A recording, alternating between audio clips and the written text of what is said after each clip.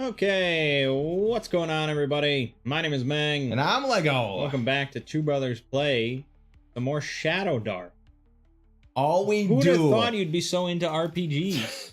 You thought what it the was fuck? dumb nerd shit for so many years, and now you're the dumb nerd. I always was a dumb nerd. Now I'm just in part of the group of being a dumb nerd. Right. So last time we started a new Terra Invictus campaign. Big hex crawl written by Chubby Funster for Shadowdark. As always, this is Shadowdark, so welcome to the story of our deaths. So far, no one has died. That's so true. And that's because Lego is sort of taking over DM duties a bit. I love it. He's taking the I'm kind of taking the controls over a bit more of the DM role. kind of warping everything to play in our favor a little bit more. It helps. Right. So we had heard a variety of rumors last time, and now we had followed up on one of them to this crypt that this guy was getting haunted by some dreams from some woman calling out to him for release, just like Loki. And so we investigated. We deduced that it's part of this ancient empire, this sort of dragon empire. And this was a royal crypt that we've stumbled into. We killed a giant spider. We found some plaques, and Frumish had some nightmarish... Well, it wasn't that. He had some ethereal sort of vision of parts of this tomb further in, and some big knight and the queen herself, and things like that. Yes, and I remember this. Now I remember this. Yes, I remember this now. Now, the only problem is... I reformatted, so I think I lost my notepad. What a poo-poo head. Where I think I was keeping track of XP and head. stuff. I don't think I put... That was definitely on notepad. It wasn't Man, we got this Yahoo. docs. This Yahoo.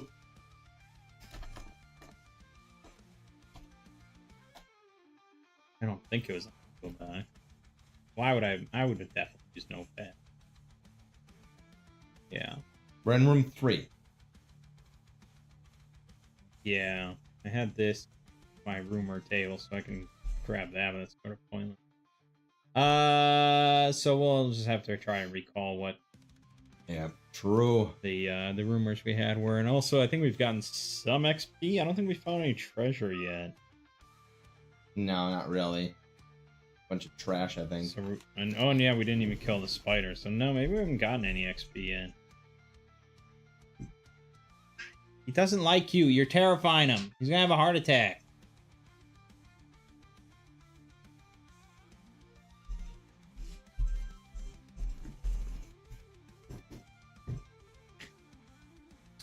Anyways, I believe I'm in room 2 after investigating the various plaques. So I did make it to 3. You did make it to 3. I will recall aged clay pots and stone bowls line this room. Remnants of coins and decayed food. And there's a black altar. I didn't make it to room 3. You didn't make it to room 3? No. Okay. Okay, so let's pretend that I listened, I didn't hear anything, we entered, and now go ahead and describe the room as I see it. All right, you see aged clay pots and stone bowls lining the walls, remnants of coins all across the floor, and decayed food in some sort of food shelter or some sort of just rummage room. There's a black altar in the center holding a knife. So there's a black altar, like black stone? It's more of an ornate altar with draconic symbols. But it's made of stone. Yes. And it's holding there's just a knife resting. There is a knife resting in it. Okay. My other question is, what is a remnant of a coin? So it would be like, so assume you know that coins are made of metal. Okay. Right? I'm with you so far. This is metal that is so old that it has started to just decay through corrosion. Wow. Humidity in here was like 65% humidity. There's just rust forming all over the coin. Okay. Useless. Totally useless. All right. Yeah, see, I don't have discern magic or anything like that. Yeah, the thing is, it's like, it doesn't seem like this crypt so far has been looted. You know? Yeah.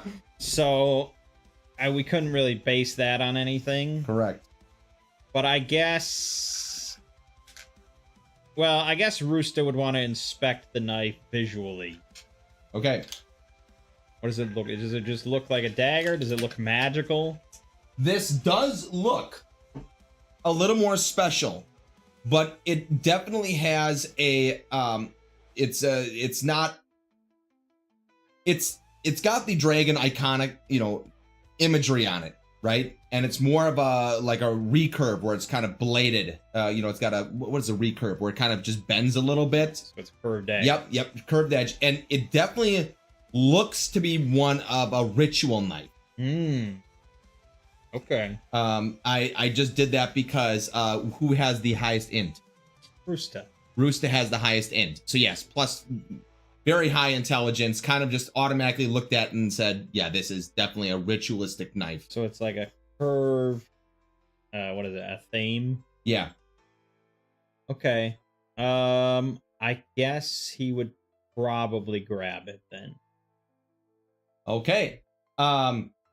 So how do you want to do, if it's magical, what do you want me to say? Like if a... It I depends. can't remember. If there's an immediate effect that he would be apparent, outwardly or inwardly from him just holding it, then that should be stated. Otherwise, I just say that it's magical, and that's the end of it. Okay. Let's see here. Yes. So he can tell that it is magical. Okay. But if it's... what's magical about it, he's not sure. Correct. Okay. All right.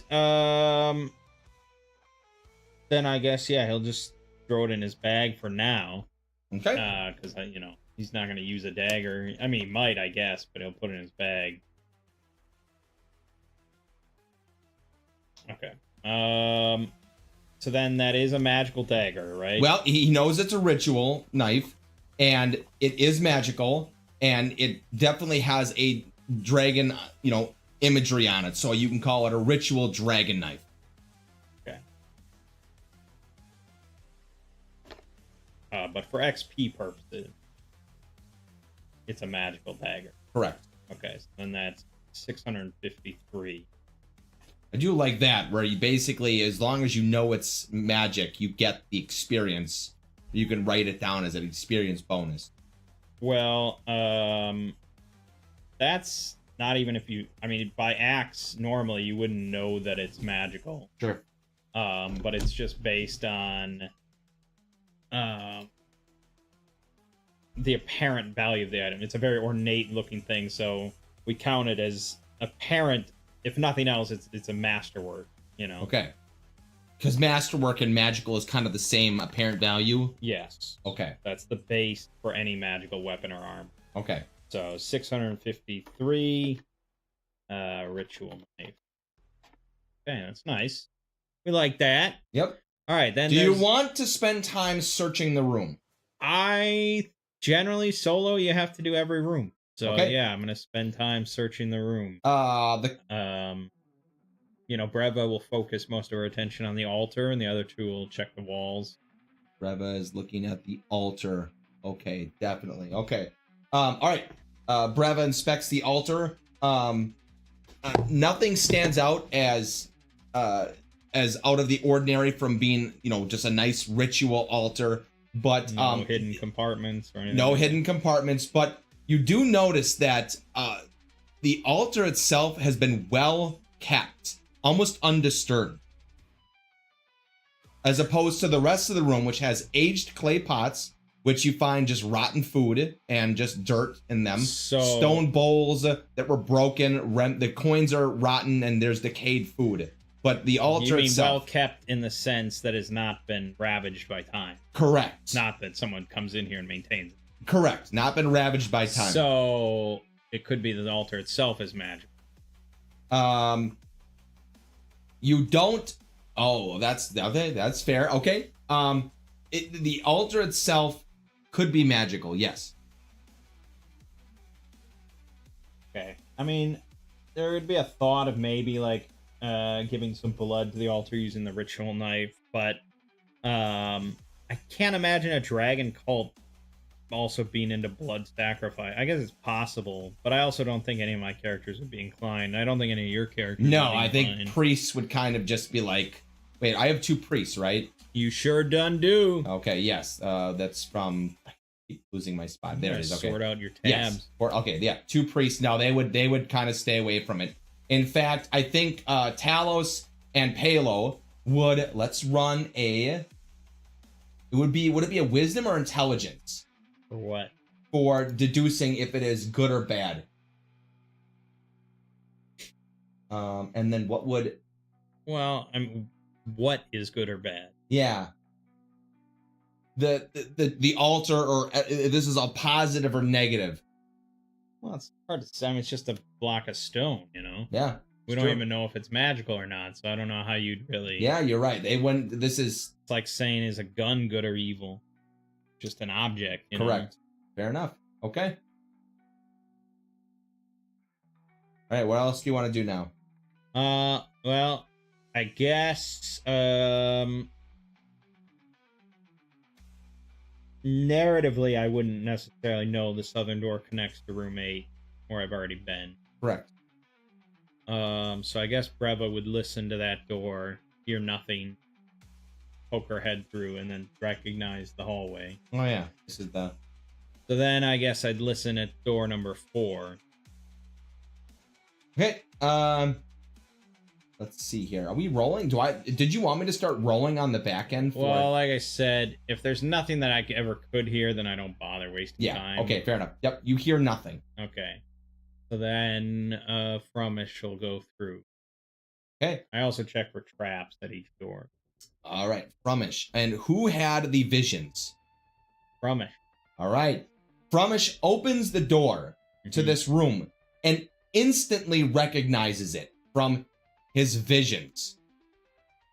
He remembers that in his visions, the queen was holding up a amulet. Right, this was the storage room. Correct. Okay. So, what you see in the room are stone shelves with just various objects on it. There are a bunch of like damaged relics in here. You see different tokens and then just manuscripts just all over the place. Okay, plenty to search through. Correct. But there's a door to the east and a doorway to the south. Okay. So Breva's gonna immediately pull Frumish back, and she's gonna scout ahead to the opening south, because if there's something there and we start rummaging around, it's gonna hear us and come in. Fair enough. Okay, let's see here. Give me a moment.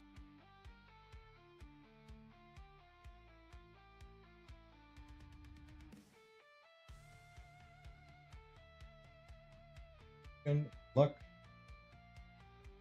Oh, that's good. Which means... Okay. Okay, good. All right, so... Yes. It is Breva. Breva looks into room number 12, and it is a big open room. Breva does not recognize the room, though. Well, she didn't have any vision. Exactly. So this is in the center is a stone bed and a table, and there seems to be a full set of armor on the floor. Okay. In the center. On the floor, just prone? Next to it. Propped up or something. Yes, propped up. Okay. There's no living creatures. She doesn't hear anything, sense any movement, nothing like that. No, this is overall just a pretty empty room. Okay. Then she'll go and listen to the door to the east, room 7. Okay. Let's see. I'm gonna have you roll. Do we do wisdom? It's a wisdom. Yep. Yeah. Crit. Whew. I hear all. I know all. Okay. I'm one with the door.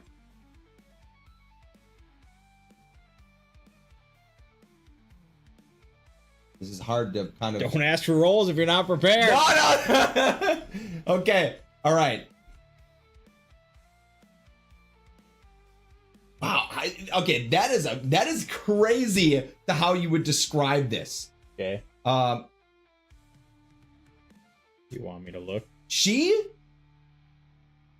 Since you crit, yeah, she doesn't hear anything from inside the room, but when she definitely put her ear to the door, it created a light noise, and she could hear it almost echo. Wow.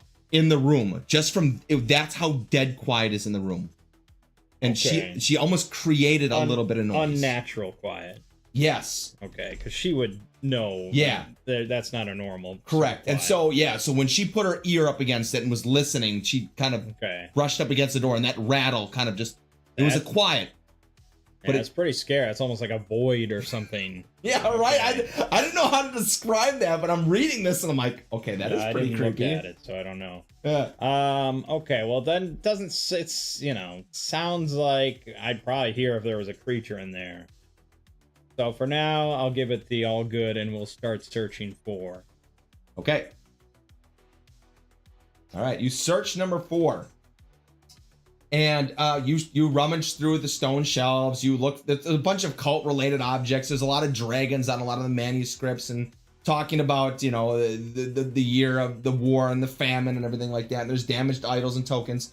You do find in one of the jars 414 silver pieces, and in another jar 14 gold pieces, and it's Frumish that actually notices Rusta picking up an amulet, and he instantly identifies the amulet from the vision that she was holding up, the queen. So 414 silver. Yep. And 14 gold. Mm-hmm. Okay, so that's 55 XP. Okay, and then the amulet. Can you describe this again? It's an ornate dragon amulet that had an image of a dragon breathing fire out. Pretty badass. Yep. Is it magical? Let's see. Yes, it is magical. Let's see here. I like to roll things a little bit differently. I'm going to do an oracle roll for you. Okay. And if you get anything higher than, I'm going to set it at we're going to set it at a 15. Let me grab my thing here. Okay. And I won't tell you what I'm doing. Okay. All right. Yeah. Okay. All right. So it's not bad. It's just a nice number could have helped. Well, you're the DM. You're in charge of the number. Yes, that's especially because players wouldn't know what the hell you're rolling for or anything. So True. if you don't like the result, it's your game. Yeah, but you rolled for a reason because you didn't want it to be something preset. So, yes. All right. Let's see here.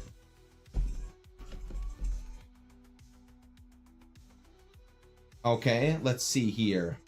How would I do it as an okay, but I won't. Okay, what I'll do is I will limit the incredibleness of what I was gonna say. This dragon amulet, from Frumish holding it. This is important. Just can't figure out why. Frumish is holding it. He knows it's important. Yeah, you can't figure out why. Just can't. I mean, I would have figured he knew it was important because he saw it in the vision. The queen was holding it. Sure. And it's magical. Correct. I think it's possible Frumish just puts it on. I'm going to be honest. So I'm going to roll an oracle for myself to see if he puts it on. Okay. Okay, he's not going to put it on. Okay. But he's going to keep it with him? He will hold it because he likes the look of it. He was gifted the vision. Okay. So I will give you, I think narratively, I'm going to roll on a, I'm going to roll later for this, but it will be, yeah, I like this. I like how I'm going to do this. He likes how he's gonna I really like this. It's kind of fun to a certain degree that you can kind of you're sitting here just painting a little bit. You know what I'm saying? You're just like happy little trees. You know. Oh, we made a mistake. Happy little accidents. The players control their characters. Yeah. You control every single other thing in the universe. Yes. I mean, it's a lot of power. It is a lot of power. All right. So that is all that you find in that room. Okay. Well, it's not bad. Now, the dragon amulet's a magical amulet. Stuff like that, the apparent value is just going to be kind of based on if it weren't magical, how much would it sell for? Correct. So you as the DM now, you would say, okay, you as players, you would assume you could get this amount for it. Okay. You know, that's like fair. Basically, if we search a room and we found a gold amulet, treasure value blank, you would pick that blank right now. Because that's how much XP we get. Fair enough. No, that makes sense. Okay, yes, you're right. No, I see what you're saying. And now this is where I have to kind of just be like an arbiter of just, I decide what I'm kind of valuing everything at. Yeah. Okay, and should I value it on what I think somebody would want to buy it for, or its overall value as an item, or its magical? If it were a piece of treasure. No, its value if it were not magical at all. Okay. So like you did today. It's like an art piece. To a collector, I think if you found a collector, and I think there would only be probably about, like a 15% chance of you finding in a nice town, a big size town, like what, a class 3 or class 2. Okay. I think you could probably sell it for like 1,500 gold. However, okay, but that's not the XP amount. No, that's not the XP amount. I think it's worth 300 experience. Okay. So 300 gold. 300 gold. So if we just wanted to sell it off, we didn't give a shit too much. Correct. 300 gold. Yep. Okay, and then that's what we'll put in here. Well, that's pretty good. That means that we've made about 1,000 XP since we started here. Correct. Okay. Yeah, we're building a collection of miscellaneous magical items then that we're not sure about. Mm-hmm. But perhaps more will be made clear. So we have the void room that I'm a little iffy on, and then there's a big open room with this armor propped up against, you said, a table? Stone bed and table. Stone bed and table. And is anyone who's looking into the room, or who? Well, Brava usually is always ahead. Okay.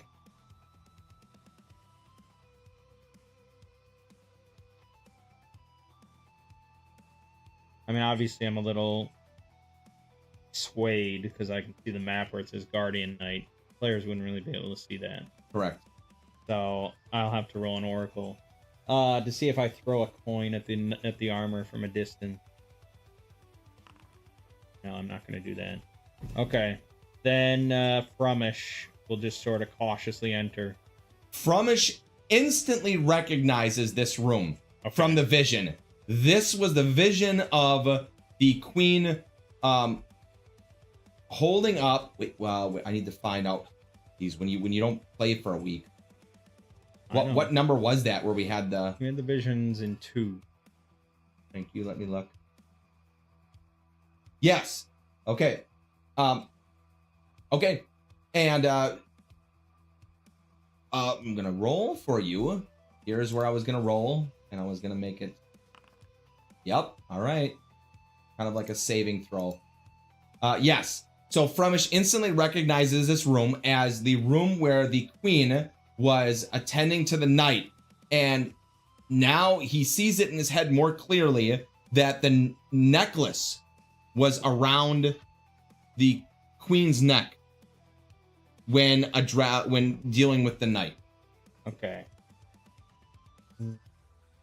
Is the armor on the ground the same as the knight's armor? Yes. Oh, okay. Because he can recognize it. That's the armor. I'm still a little iffy on him putting the necklace on because I don't think he wants to pretend to be the queen. Mm-hmm. But he is gonna keep a shield on his back and hold the amulet in his left hand as he approaches.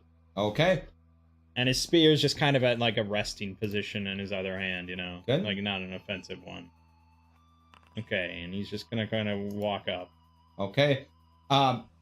Yes, as he's walking, he definitely sees he notices it because he's holding it. That was because you held it, you passed the check. Okay. it starts to glow, the dragon amulet. Oh, shit. However, let's see, how cautious is he? Like is he, what armor is he wearing? Metal? He got chainmail. He's got chainmail. Okay, let me look and see. Okay, then I will have you roll a dex check for me, and yes, just roll dex. Okay. Okay. Good.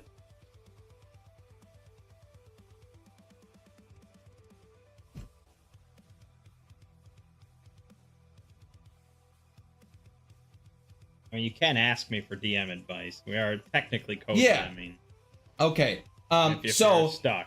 would you consider what you're doing as wearing the amulet? Ooh. I would kind of say yes, because technically it is attached directly to your skin.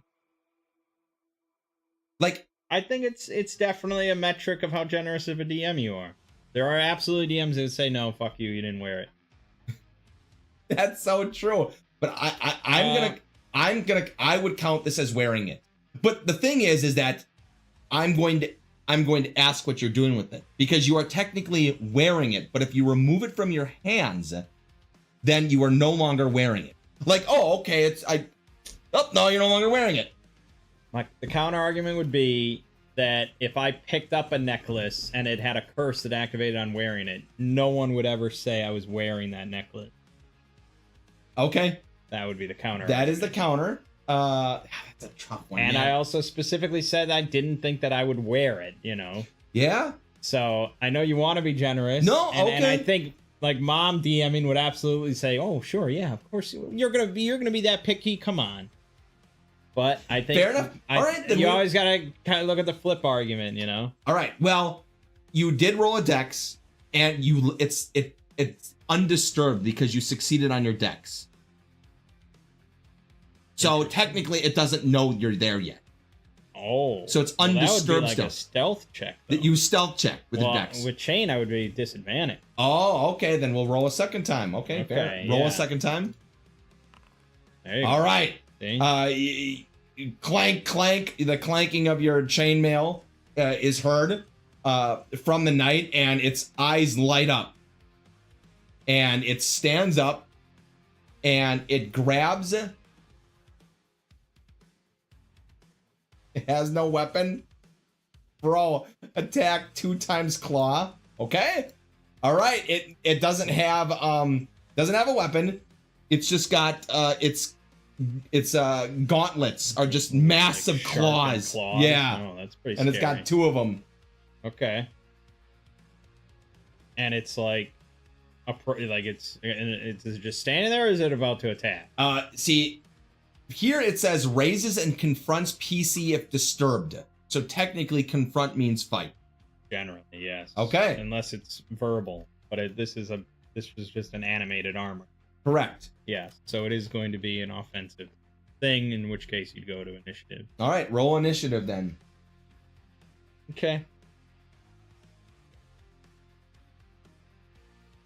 But I can see they left a lot of information out of here, but I'll be honest with you. The OSR way. Yeah, and it allows you to free, fair enough. So I think I know how I'm going to play this, but okay. All right, let's roll. We now roll. My initiative is 2. Okay. And are you rolling basically for all of our team? Yeah. Okay, good. Then the knight will roll, and he will get a 5. Okay. Okay.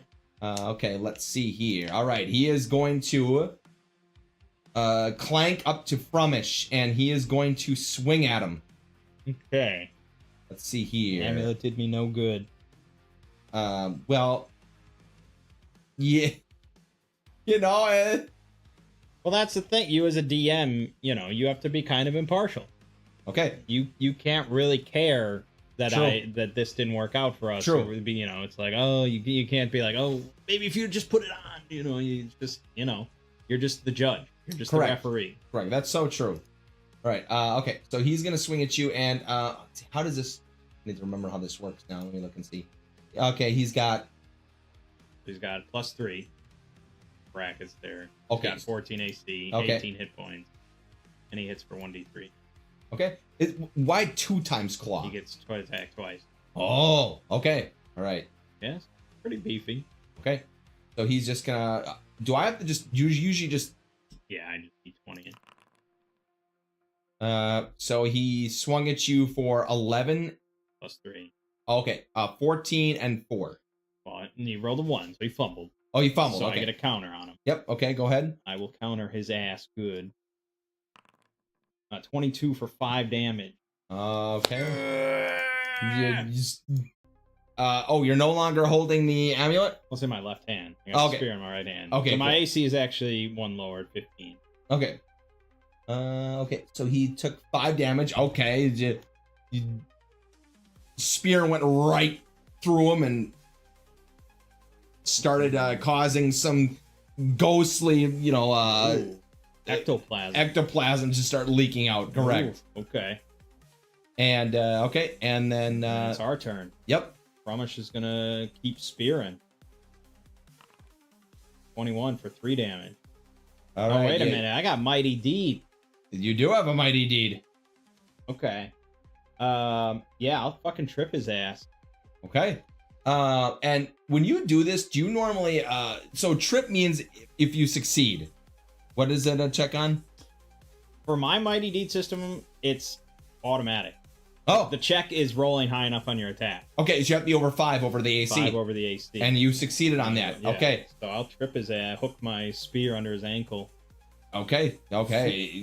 Clanks to the ground. Do you actually do damage for tripping or no? No, but now we have advantage on melee attacks against him. Oh god, okay. All right, So makes now sense. Breva's gonna roll in and short sword. She gets advantage, which means she gets backstab. She also rolls damage with advantage. Because she's dual wielding. So I rolled 2 plus another d6. So 5 damage. Okay, the howls and pain and Oh wait, I don't know if I actually hit, did I? I just assumed I did. his I rolled a 13, so no, it was a miss. Nope, miss. Okay. Damn. Maybe I should luck token that. This guy seems beefy. I'm gonna luck token the attack. Okay. What? Damn. Okay, never mind. Wait. Really? Oh Yeah, wow. 13. Wow, Four rolled a 13 dice. twice. Jeez. Okay. But that's fine. So I think the priest should get in there. Yep. Let's see here. Let me look and see. He doesn't have light anymore. I have to make sure. I can't remember. Is he undead? I would assume not. Magic armor. Yeah. Okay. Then Talos will swing first. He's just gonna come in there and swing with his long sword. And it's advantage. Okay. Only 12. What a miss. Yeah, we're not doing too well. And then Palo will also swing with his mace with advantage. There it is. 17-6. Nice. Okay, let's see. That's very good. So, man, I just crushed half his leg off. And, but we're going to roll initiative again. I'd be wary of describing hits as removing limb. Because then if he has half a leg, how's he going to stand up? Oh, well, it's like ectoplasm, so it's kind of just gluing together. But I see what you're saying, You yes. know, for a normal creature. Fair you know, enough. It's like, unless they're dead or something, you don't want to really... Okay, just gash out another part of his torso. Yeah, usually. Okay. D6? He rolled a 1, okay. Oh, for his initiative? Yep. Okay, well See? then we have no problem. Okay. We have full advantage on all attacks against him. Technically, Rusted didn't go, but he wouldn't actually do anything. Yeah. Crit. For 14. He's still on the ground. The light leaves his eyes, and Oh, the yeah. ectoplasm just falls to the ground, and he just Should have obeyed. lifeless. Should have obeyed the amulet, bitch. Yeah. Yes. Very good. Yep. In hindsight, it says, he rises and confronts the PC unless he's wearing the amulet. But I was gonna have it that if you were gonna touch the amulet to him, it would banish him immediately. So you could have just insta-killed him. But it would only, but you'd have to take an action then. So it's an extreme risk, like I did with the glob. Remember the glob that we did? Where I put it on the pole and touched it to him? And yeah. That's kind of what I was going to kind of do.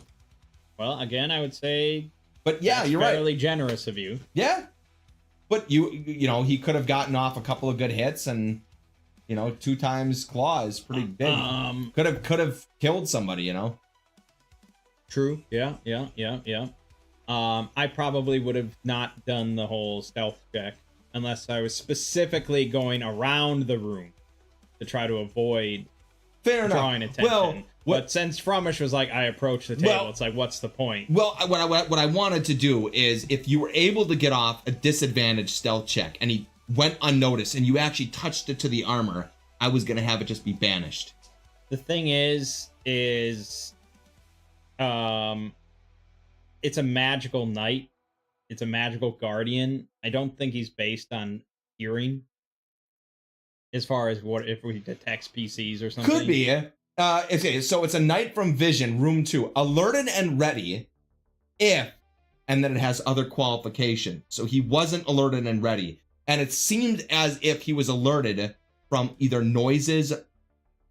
Yeah, I guess. So, but I see what you're saying, yeah. So, I don't know. I mean, I probably am a harsher DM than you will ever be. So yeah, I think that's really what it is. 75 experience. So they say 75. Yep. Now he's 4 hit dice. Yep. And he has no extra qualities or anything. He's no immunities or anything. So Axe would say 80. So we'll go with 80. A rounder number anyway. Unfortunately, the armor is useless. Cannot be detached from his magical body. Okay. That's fine. I will still search over the table and the bed and everything. We'll spend 10 minutes looking over all that. And you find nothing, just a standard stone bed and table. Okay. Then Breva's gonna go and listen at the door to the southwest.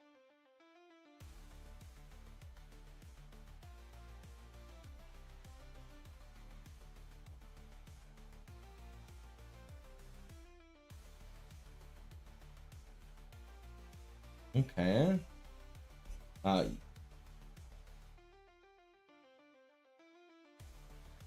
Okay. Oh yeah, you don't hear anything. Okay, and check for traps and all that. No traps. And then she'll poke her head in. Okay. With Frumish sort of standing off to the side, ready. I'm trying to understand. They leave so little. Yeah, I mean that's DM preference kind of thing. If you want less detail from a module or more. Again, I'm here. I'm glad to help. It's fine. I need some help with this. Okay. It's just like weird shit. Void of decor, smooth wall, stone wall, silent bell hanging from high ceiling, rotten rope. The silent bell hanging, playable. If played, restores silence spell. So destroys echoing gem. So I assume room number 7 has a silence spell cast on it. Okay. So ringing this bell would remove that and destroy the gems. But there's a 2 in 6 chance that the rope breaks, and you have to save versus petrification for 1d6 damage. I would assume that would just be a dex check. Yeah.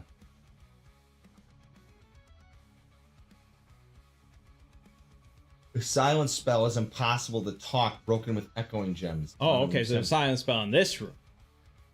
Yeah. Okay. So little information. Gee.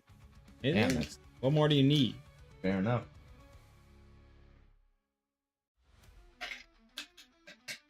So I guess Breva would poke her head in, and would you trigger that immediately? She would probably immediately know that she can't hear anything. From outside of the room. Well, I would assume it's a similar thing to 7. It was 7, it actually amplifies sound, right? Yeah. Yeah. So I would treat this like she sticks her head in to look around, but the world goes quiet.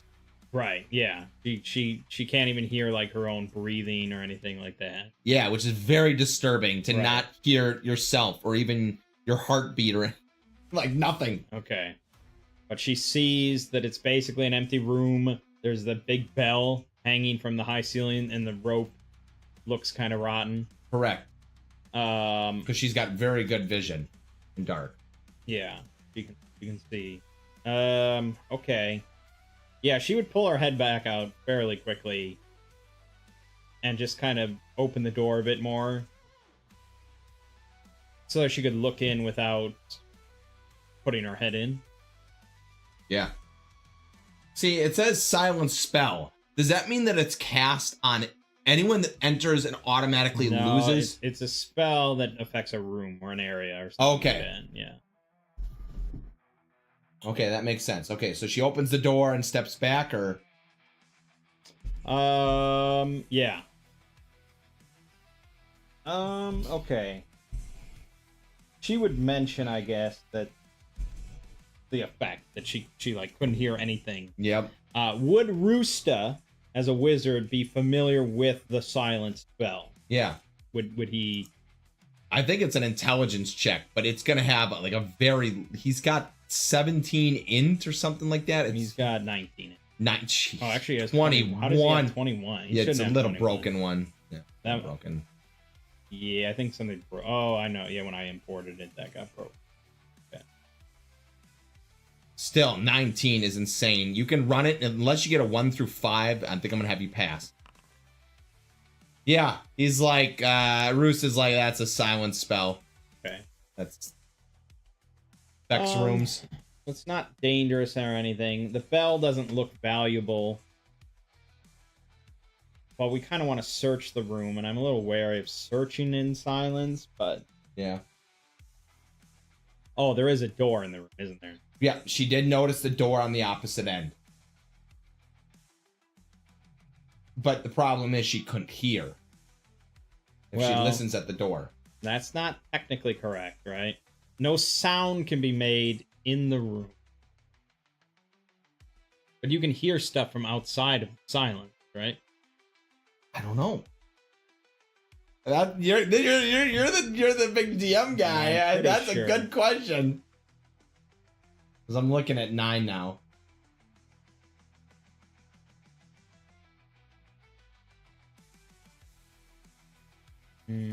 Yeah, see, again, I never know what it's called in act. Okay, then let me search OSD.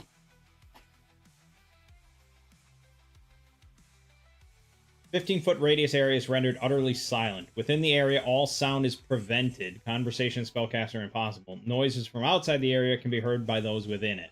Oh. So there you go. Okay. Fair enough. That makes sense. Okay. So then I suppose Breva would very cautiously go through the room, checking her corners and all that sort of stuff. Yep. But she would approach that other door. She Okay. would not go underneath the bell. She would go around it. Makes sense. Yep. And as long as you're not disturbing anything as a DM, I'm gonna say, okay, nothing happens. You know, you can't hear anything within the room. Yeah, she doesn't like the experience. Yeah, there's no footsteps from yourself. You Yeah. can't hear your own heartbeat, your breath. Right. Which means you don't have to roll a stealth check at least. True. So you listen at the door Yeah. and you hear nothing. Okay.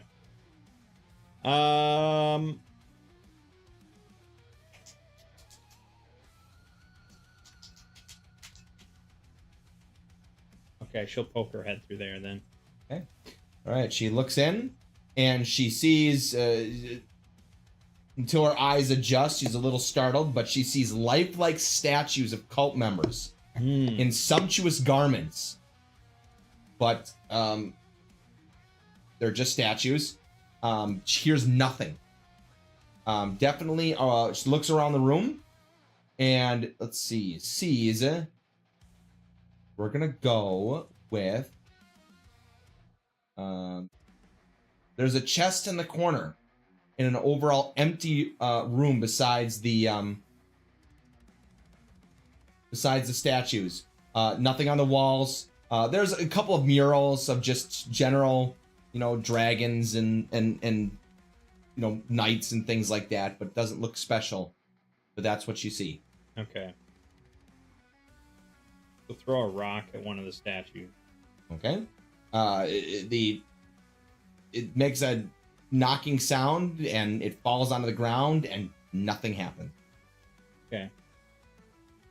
There's a door to the north and a door to the south. Yep. Okay.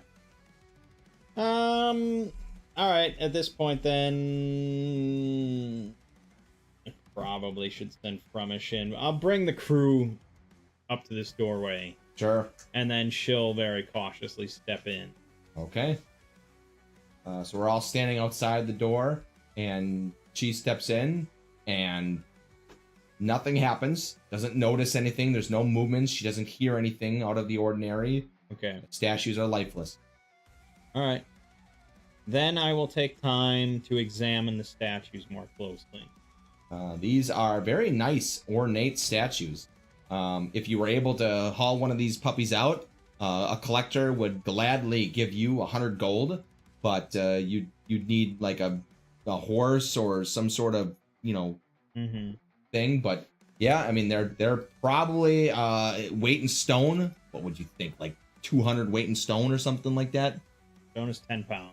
So you're saying 2,000-pound statue? No, I think it's thank you. It's only about I think it's a 100-pound statue.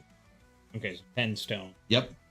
Well, I mean, the donkey probably could do that, but what would you say the apparent value is? Like 100 gold. If you found a collector, you might be able to get like 1,000.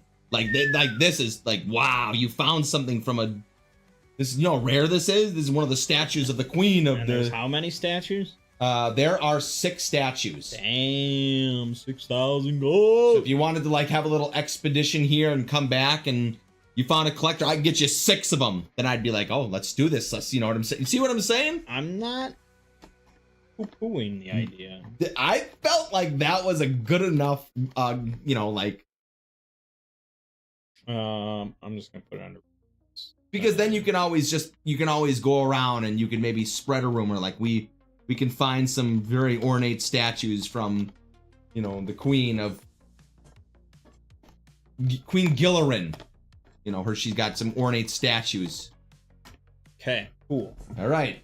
Besides that, you don't notice anything. They're just really nice statues, like very well made. Then I will move on to the chest and check it for traps. There are no traps that you can see on it. Okay. Now, normally that would be a roll, but you're just skipping over it. I'm gonna skip over it. Yep. Yeah, I'm good. All right, then. Let's open. Okay. Bunch of beautiful silver pieces in there. 546 silver pieces in a big bag. That's a lot. Yep. You also notice that there is something else in there. Let's see.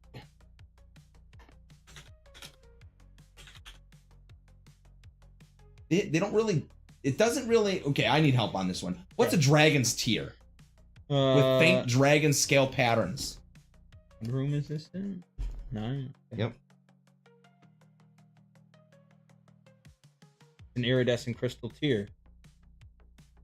Okay. So it would be like, you think like this big? It's basically like a gemstone in the shape of a big teardrop. Is how I would imagine That's kind of what I thought. Okay, well that sounds very valuable. Yep.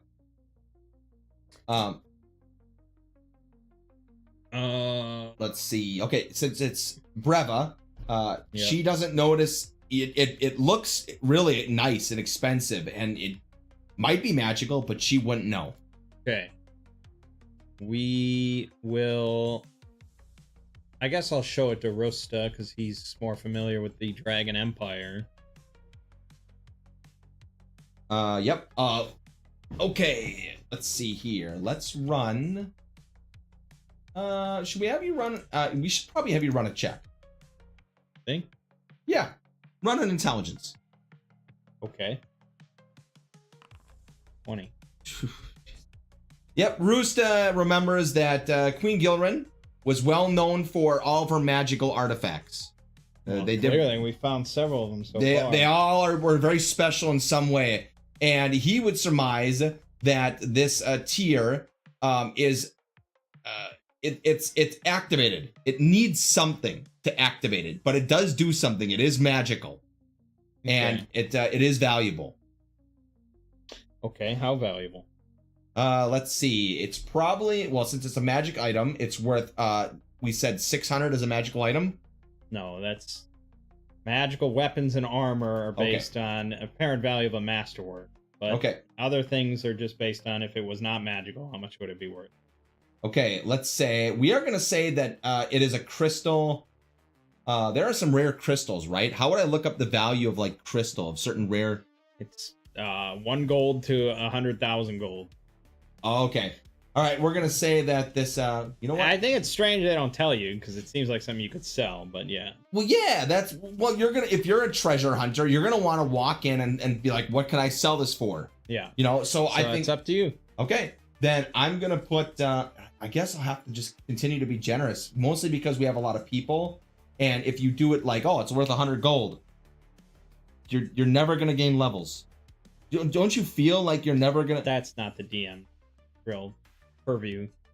No, but if I would prefer to think of it if I were DMing this, I would say if this were a big ass gemstone. Yeah, you're talking like several thousand an gold. ornate one with faint dragon scale patterns and stuff. It'd be like, holy shit, you know. Yeah. I'd say at least 500, 1,000. That's what I was thinking about. I thought it would be worth 1,000, but I feel like don't you have to work? Don't you like when you put the collector in there, as in like a high end? Or that's done sparingly for like tomes or yeah, very specific things. So just because I know when I do it to you guys, you usually just say, fuck it. Correct. Because it's a big hassle. It's an open-ended thing. It's like, so it has to really be worth it. Fair enough. Or yeah, it has to really be not worth much at all, except to a collector or something like that. All right, then we'll do it like this. Roosta could tell that this is a very fine rare crystal. Definitely a gem this size is worth 750 to 1,000 gold. I need an XP number though. Okay. You have to pick a number. Oh, okay. Oh yeah, you're right. We're gonna say it's worth 500 experience.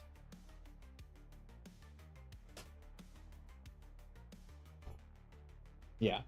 I mean, you can give there has to be a concrete XP number, you know, for treasure. And most DMs for old school stuff, you say this thing's worth 500, you know it's worth 500, you sell it, you get 500. Done. You know, it's very clean, simple, done. Makes sense. I generally like to be a little bit more realistic. If something's worth 500, the merchant's not going to pay you 500 for it. Yeah. He doesn't make shit then, you know. Correct. So that's why I always just take 15% off the top. That makes sense. Then it's still pretty simple, but it's, you know, you don't get the full value. Okay. I like that the notepad here is just called Kate. Love it. That's the name of the notepad app. The Kate notepad. Yeah. All right. Well, there you go. So that's it. Okay. Well, that sounds awesome. We're rolling in it now. Yeah. No. You notice that there's a door to your north and a door to your south. All right. Let's do north first. Listen, check for traps. Nothing. I look in. It's a similar room. Blah blah blah. Oh yeah. We This skip is the over spider all that. room. Yep. Then we'll go listen to 11. Let's see. You do not hear anything. Okay. Then I will poke my head in after I check for The traps. moment that you open the door, oh god, a foul-smelling stench hits your nose. Okay. What do you see? You see right away in the center a deep pit. You don't know what's in the pit yet, but you see stone braziers all around this pit. Okay. She will cover her nose with a bandana or something. Okay. Now that you're gonna step in a little bit. Are you gonna kind of just look in while you're there? I'll toss a stone from the doorway into the pit. Bloop. You hear the rock hit water. like far down? Like, could I guesstimate how far down, or was it like an instant one, or was it like it fell 20 feet? Here, let's see here.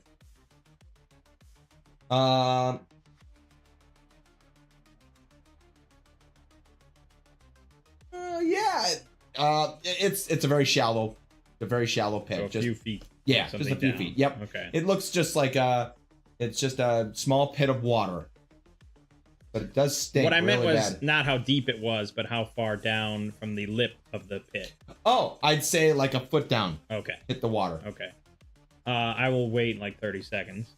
If I Okay. see any ripples, further ripples, movement, or anything like that. No, it just looks like regular water, but it definitely does reek. Okay. Then with my bandana on, Breva will step a bit closer. Okay. Let's see. She is C, is it? It's very dark. She can't really see underneath the water, but it does reek really bad. But she does notice that there are 4 braziers around here, around the thing. Right. And What's in them? There's black. There's black. Well, it's kind of like charcoals in them. Okay.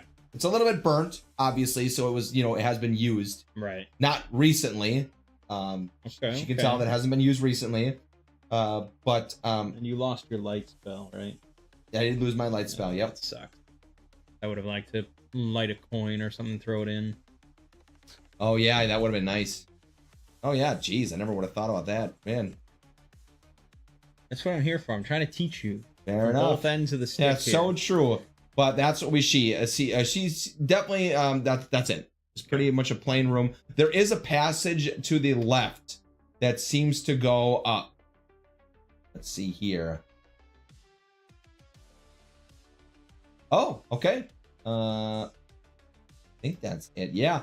Okay. She does see a passage in the western corner, and it looks like it's cobwebs in the tunnel. Great. And little spiders are just okay. Frommish will kind of stand guard a little bit. What's the longest implement we have? Let's see here. I feel like it's probably Frommish's spear. I don't think we bought a 10-foot pole.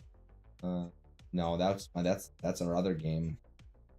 Well, it's useful in all games. So Okay. useful. I have to remember that. All right, if Frommish doesn't see or hear anything coming from that direction, we'll have him go over to the pool and dip the blunted end of his spear into the pool. Okay. Nothing happens, and now it's a stinky blade. Yeah, okay. Don't worry about that later. But it does seem like water. Is it viscous? Or Yeah, no, it's just stinky, it's just stinky, water. stagnant water. Yeah. Okay. Like water that you've smelt water that's been sitting for like Sure. for 40 years. And you said it was about a few feet deep. Yep. Okay. Is there any chance one of the priests wants to jump in? I mean, if I were playing with Phil, this is where I'd push him in, but I'm not going to do that to your priest. Let's see here. No, I mean, I wouldn't think so. No, I don't think so. Okay. Then we will bite the bullet. I mean, I don't know what's going to happen. I haven't read, so this is legitimate. I would light the braziers. All right, who's gonna light them? Rooster's holding his torch, so he'll do it. Rooster feels confident. Sounds like there's nothing bad's gonna happen. Well, if someone else has lit this before, how bad could it possibly be? Correct. But Frommish will be readying an attack if some sort of spirit appears or something. One by one, the stone braziers are lit. Yeah. And what happens is nothing bad. Okay. You don't have to say that yet. You notice, Rooster notices right away that symbols start to appear on the rim of the pool. Around the markings, around the like center. the one ring. Correct, like the one ring, symbols pop up. Symbols in what? Hieroglyphics? Dwarvish? Ancient Common? Nope. Symbols of... Why do they do this? I love the open-endedness. Kama Sutra symbols? Yeah, Kama Sutra symbols. Symbols of queen, dragons, and knight. What? Okay. What does that even mean? How? They want me to just you see symbols show up. So it's like a pictogram kind of thing. Yes. Of a queenly figure, various Correct. dragons, knights. Yeah. Okay. Yeah, and that's it. You get a better You know what? If I was the DM, You are. I would say that you have a better understanding. Like, I'm going to lower the rolls on other checks in other areas for deciphering things, because I would say it would be like you understand more of what goes on in this tomb and between the queen and her knights and dragons. Kind of like the bond between the three. It seems it was a very deep bond.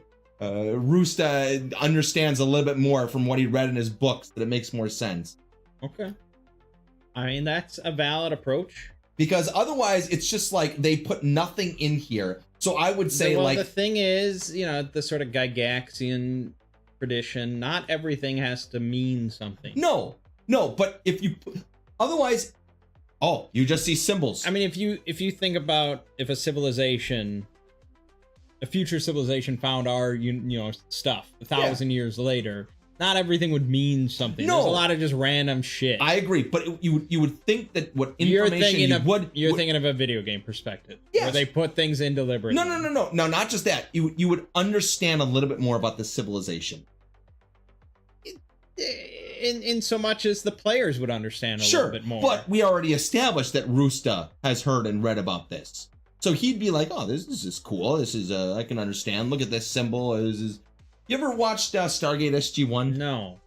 You really should have. But I think some DMs would say, that you see these symbols, blah, blah, blah. And that would be the end of the discussion. And then it's up to players if they want to ascribe meaning to it, or if they think there's more to it, or it connects to something else in the dungeon. They might note that down and be like, okay, that's but fair. It doesn't necessarily mean it. Whereas you want there to be a mechanical relevant. And I'm not saying it's invalid, but that is a differing approach. Yeah, it is.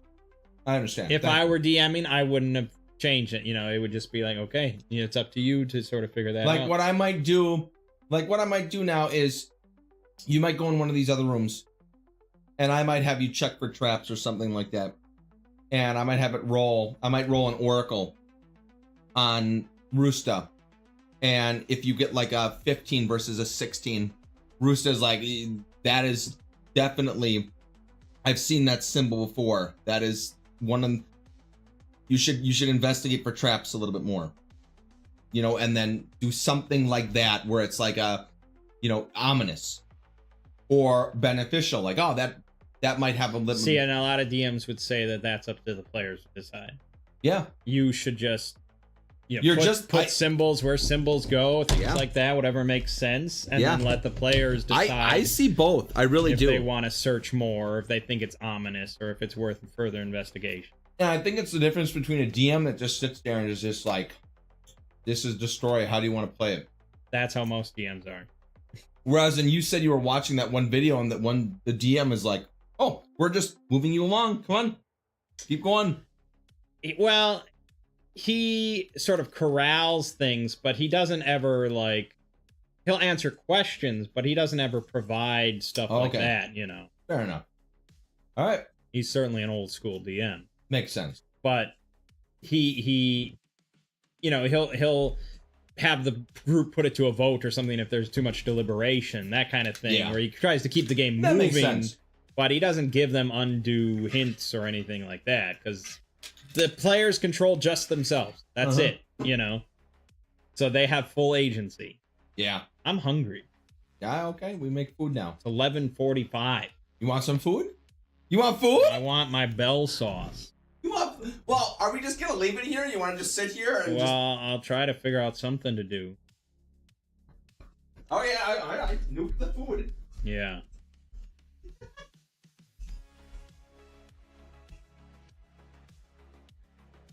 I guess I can play some Doom. Everybody likes Doom.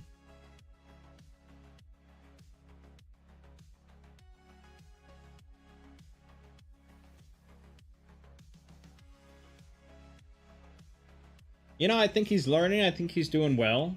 As far as DMing, he obviously is going to have different thoughts about stuff, different mentality.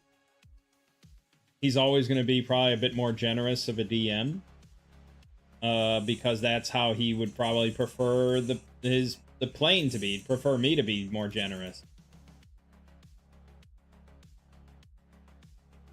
And it's also, you know, it's throwing him a little bit into the deep end with this module for an OSR game. It's not written for Shadowdark, and it's a module he's never looked at before, and he's kind of piecing it together. It's if I was going to start him with DMing, it probably wouldn't have been this way, all things considered. But it's also a little weird because I'm not really a full player. I'm co-DMing somewhat.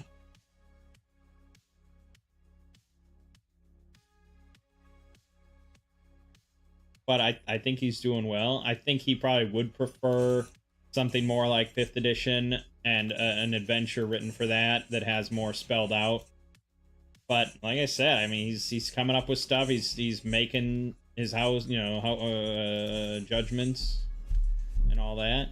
So it is in the air fryer, warming up. Okay, getting hot. All right. Well, we will, you know, note that down, but I don't think we want to go down Cobweb Tunnel. Nope. That seems to it's a more natural stone area, right? It leaves behind the worked stone. Okay, so we'll go back then to the big open chamber. And there's another door here, so Breva's going to go listen to that one to the east. All right, let's see.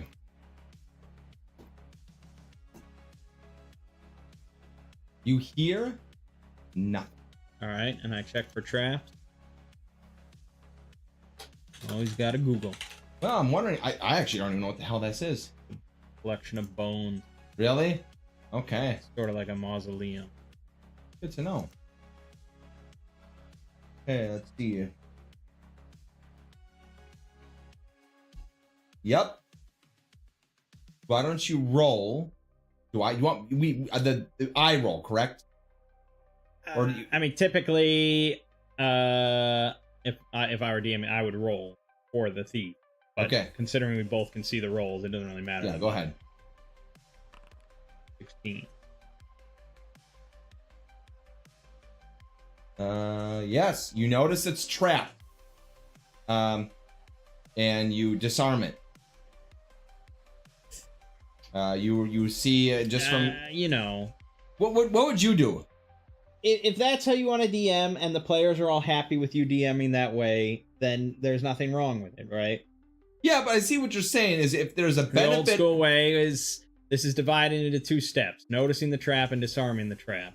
Okay. So again, there's another divide then of how you want to DM. I noticed the trap. So here you either say you notice the trap, you describe the trap, and then it's up to me. Okay. Or 2, you say you need to notice the trap, and then I say I disarm the trap, and then you say okay, roll this, and then it's a second roll. So it's again that sort of, you want to just absolve it down to a roll, or do you want to actually describe the trap and I have to figure out how to disarm the trap? I see what you're saying. So that's sort of the 3 ways you want to run this. Yeah. Okay. Fair enough. I think I like to keep it simple. That would just be my way of playing. Right. Roll a dex. There you go. With advantage, I assume, because I'm a thief. Correct. I got an 11. What does that mean? Let's see. An 11 is generally considered a success, correct? Well, easy DC is 9, normal is 12, hard is 15, extreme is 18.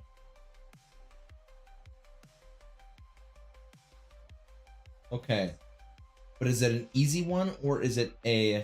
Unless you have reason to believe that something is easy, it's going to be at least normal. Okay. All right.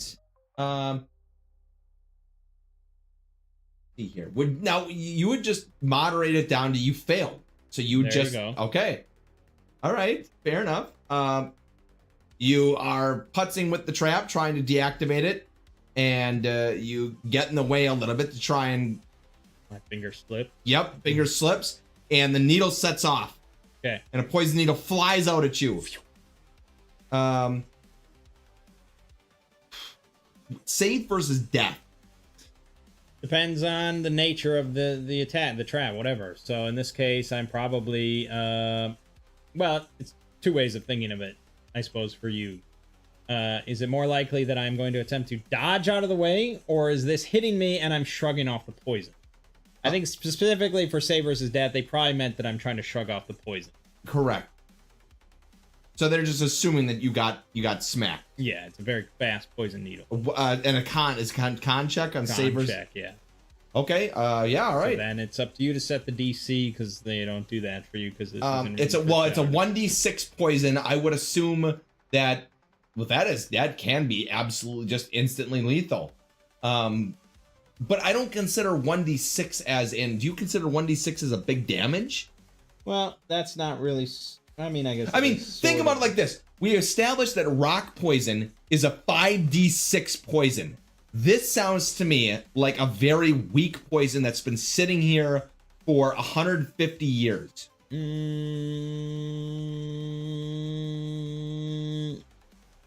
I don't.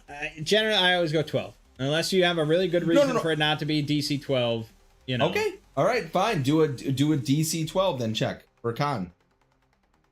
Yeah, I mean, that's generally how I roll most things. And I don't ever tell you guys the DC most of the time, but usually in my head it's 12. Okay. You know. 18. Okay. So you didn't die. You take 1d6 damage. So roll a 1d6. No. Save the death. That's just the name of the save. Oh, okay. So you but don't you take? It's not a magic, so you don't even take half. You take nothing. Yeah. Okay. Yeah, I don't remember. Go get you your food. Put mine in, sorry.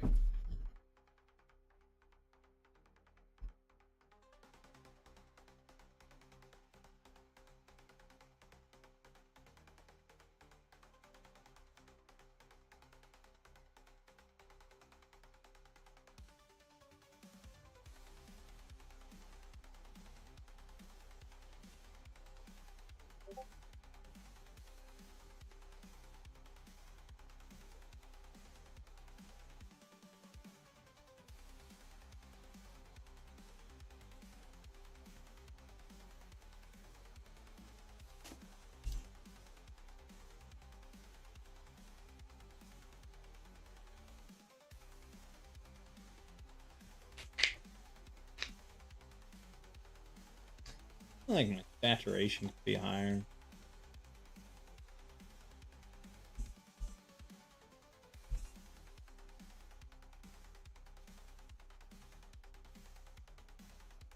I wonder how you do that on Linux.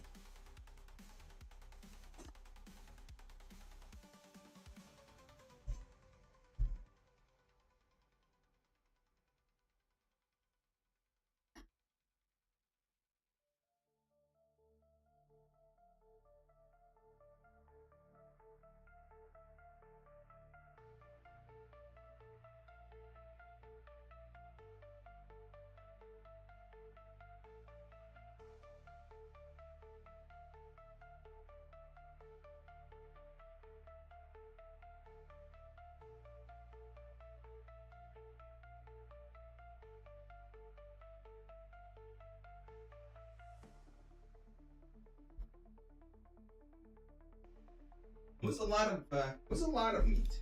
So tell me if it's okay at 450. I'm not picky. Yeah, so an axe, the different saves are paralysis, death, blast, implements, and spells. Okay. So if it was death, like actual, it would say save versus death or die. Oh, okay.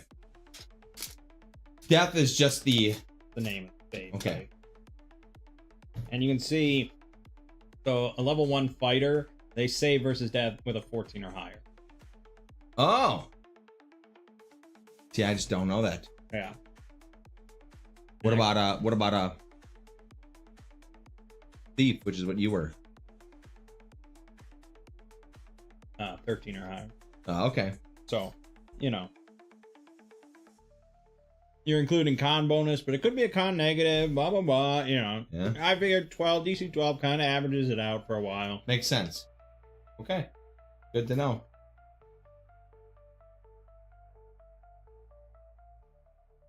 Okay, well. All right, well, Breva shakes it off and... Yeah, Whoops. Glad she didn't die. Doesn't seem to have any apparent damage. Yeah. Maybe I pulled the needle out quick enough. Yep. Okay. I guess I'll open the door then. Yep. This room is lined with shelves, filled with bones. Seems like there are inscriptions on the shelves. I can't really see them from where you're at, but it seems like these are well categorized. Well, but that's what you see, just a room filled with bones. I can't read in the dark. Sure. Well, I'm gonna send the two priests in with their holy symbols out. Okay. To see the Talos and Palo walk in, holding out the symbols, and what happens is nothing. Oh, okay. You're welcome to check all the bones, no, but it just looks like bones. You can check, you can still search. All right, I'll have the rest of the party search while Right. Breva check the doors. Right, Breva's gonna look at the doors, the north and to the east. Breva checks out the north door, and doesn't hear anything. Okay. And she checks out the east door.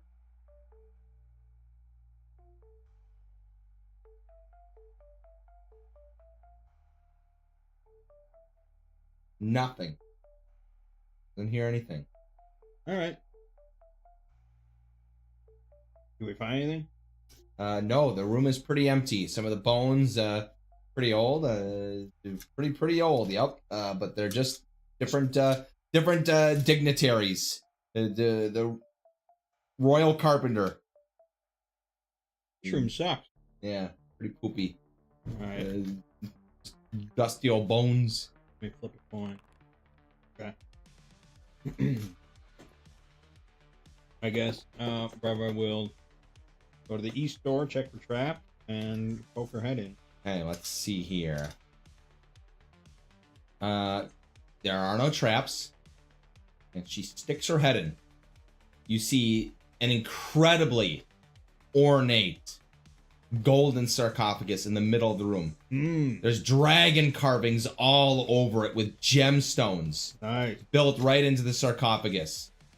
There is a golden circlet just sitting on top of the sarcophagus. Next to it is an empty black altar. Besides that, the walls have tapestries of cloth, of just of imagery of the dragons and of Queen Gillerin. And that's what you see. Okay.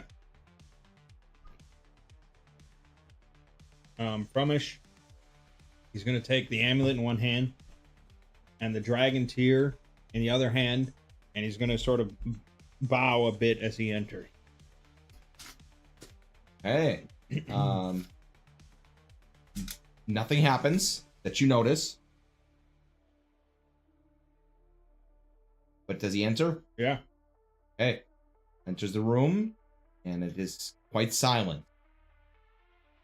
Okay. Frumish, though, Yeah. remembers from his vision Right. that the circlet that he sees on the sarcophagus was the one Queen Gillerin was wearing. Okay. Yeah, I mean, I figured this for sarcophagus. Okay. I guess we'll shuffle the crew in respectfully. And Rust is going to take the dagger and put it on the altar. Reverend. suppose. See? And who is doing that? Rooster. Okay. I'm gonna improvise. Okay. The moment that the dagger touches the black altar, Rooster gets a vision of Queen Gillerin and the Golden Circlet, and he understands that they are connected. That the Golden Circlet is magical. Oh. He doesn't know what will happen, but he does know that if he interacts with the circlet, something will happen. Okay. You have like a good feeling about it, a bad feeling? Does it make him nervous? Completely neutral. No, something will happen. Something will happen. This is there's no indication that it would be. Right. Well, in for a penny, in for a pound. Promish is going to put on the amulet around his neck. Okay.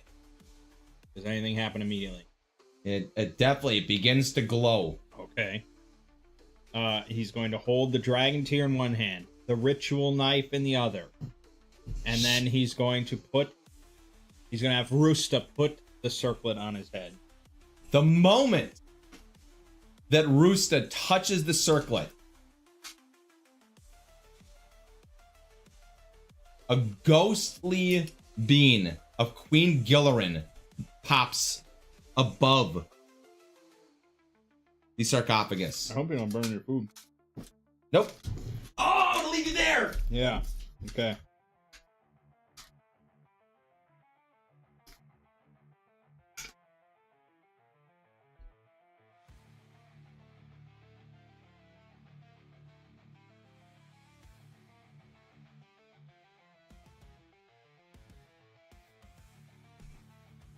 But yeah, I think this is good. A good experience for him. Like I said, I think I think everyone should try DMing once. If you've played at least once, you should DM at least once. Because I think this is opening his eyes a bit to sort of the procedure and what goes on and the decisions that are made and things like that.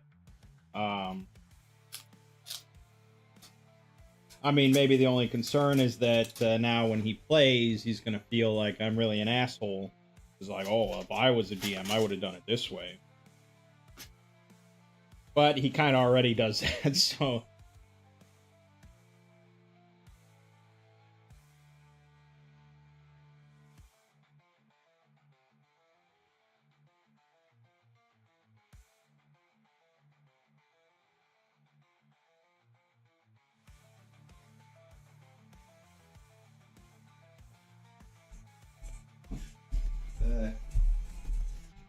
Hell of a thing I have to arbitrate here. Jeez. Yeah, I ran into some doozies. This is I need to read a little more. Well, let me read a little bit while I eat my food. I feel like I should have gotten 10 nuggets and tacos. It's just too much nuggetry. Well, you like just pure meat like this, but I like some lettuce and cheese thrown in. I agree, man.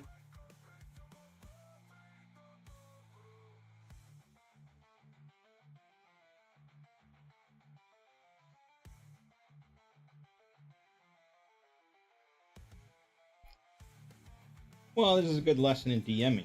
You can never really prepare for everything players do, Yep. which is why they do this sort of format that's a bit looser and lighter on detail, because like you can never prepare for everything. There's not much point. Yeah.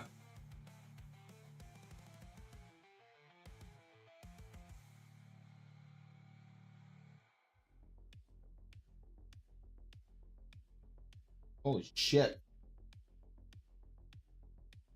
Wild one.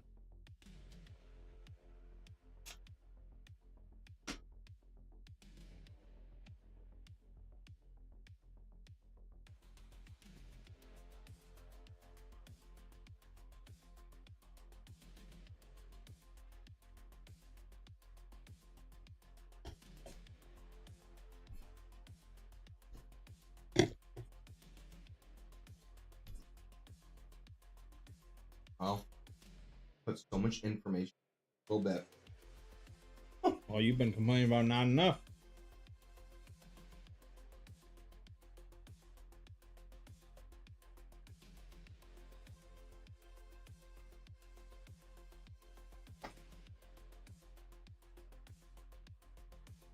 Hi, Mr. Asshole. No. No.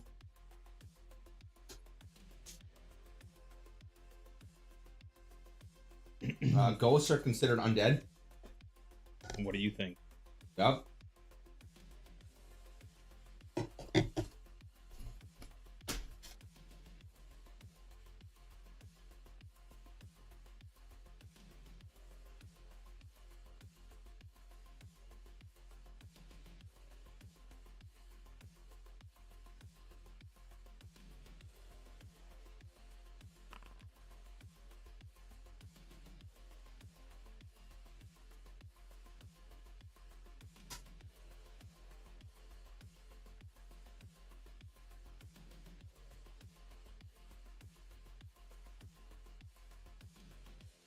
Good meal. Yeah, they're good nuggets.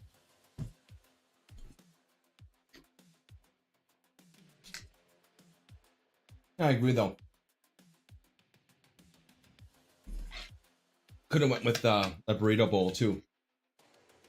I think a burrito bowl would have hit the spot. Mm-hmm. Noted. What are you doing?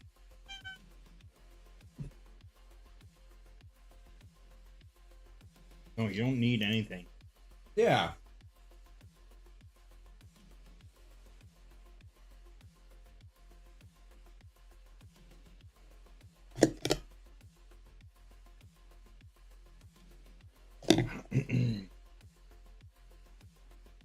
No, Lock. No. What a cat. No. What? I'm gonna put you in a headlock. Get out of here. No. Naughty cat.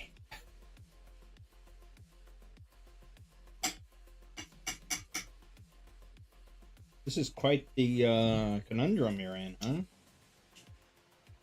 Well, let's roll for this. Here, Lock. Locky. Locky. Locky. Hey. What an asshole. Wow, no treats for you, Locky. You want treats? Look at this, Locky. Treats.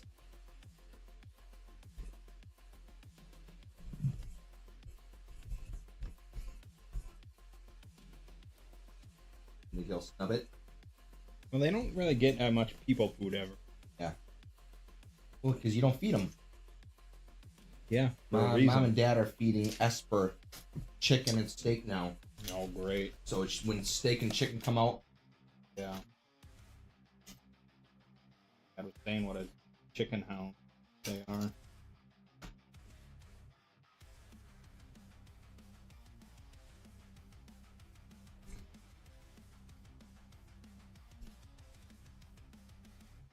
I think we're ready. Okay.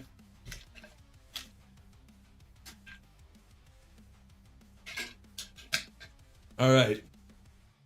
Just as you place the crown on Frumish's head, Queen Gillerin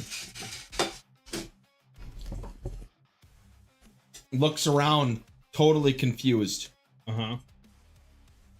and distraught. And her first question that she asks is,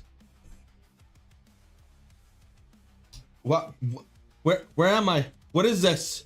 What's going on? You are dead, my lady. This is your crypt. Dead? Dead? I cannot be dead. I'm afraid it comes for us all. No, I'm not dead. I'm not dead. And she is going to initiate combat. Reaction. It is semi-combat. I don't know what that means, but okay. All right. She is going. Who is closest to her? I assume Frumish. All right. She is going to swing at him. Okay. All right. Let's see this. Okay. Okay. Just a moment. Let me roll.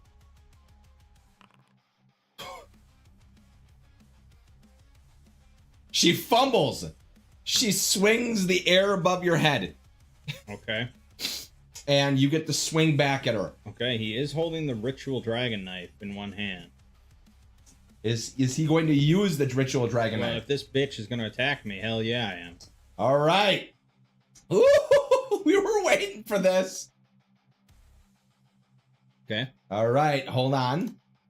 Wait. Oh, okay. All right. Frumish goes to swing. Yeah. And he feels a rage welling within him. Mm-hmm. But it's under control. And so you can swing your attack at her now. Okay. It is Just a dagger. yeah, it's just a dagger. Okay, so he has +4 on the roll, I think. 13. That is a miss. Okay. Okay. No luck token it then. Crit. Oh my god, and it's magic, right? Yes, it is. It is I would indeed assume. magic.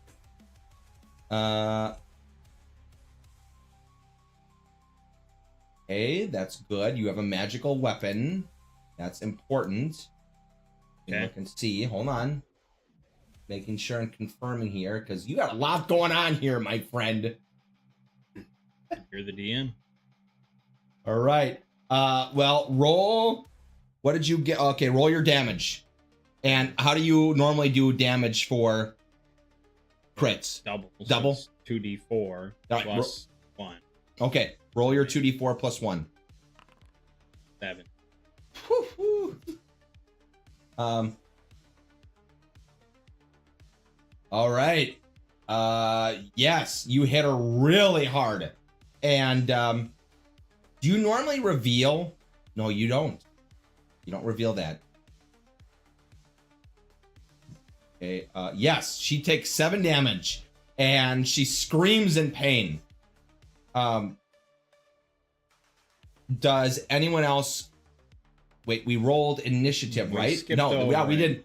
We skipped over it because it was more like, okay, let's roll initiative now. Okay. She rolled a 1. Okay. Okay. All right.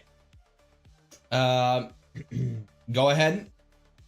Well, do the priests want to try to rebuke her? That is a great idea. Yeah. Talos is panicking, and so he is going to go and rebuke her. Well. Turn undead. Well, where is rebuke? Turn undead is one thing I remove, regardless of what spell system you use, because I have rebuke undead for priest. Okay, you're gonna need to put it on me then. Yeah, I'm not gonna do that.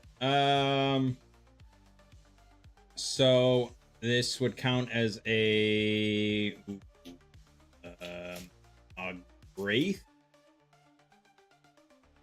Uh-huh. Then you cannot rebuke a level. Okay.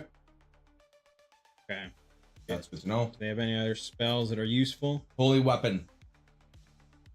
Oh, that'll be useful. Yep. Okay, then he will cast Holy Weapon, and he's gonna cast it on Breva. Okay. Well, or he can cast it on Talos. No, I think he'll cast it on Talos. Okay. That's good. Yep. Failure. Do we have any luck tokens? I would imagine. Yep, he does.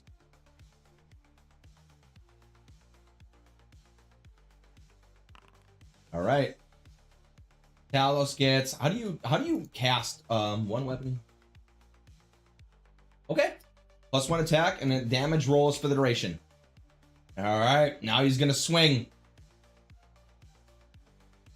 You're supposed to add a bonus of +1 attack and damage. So then you go to how do you add damage on this? You roll damage and then add 1 to it. Okay, fair enough. How did you end up with a longsword as a priest? I have no idea. Did you give that to me?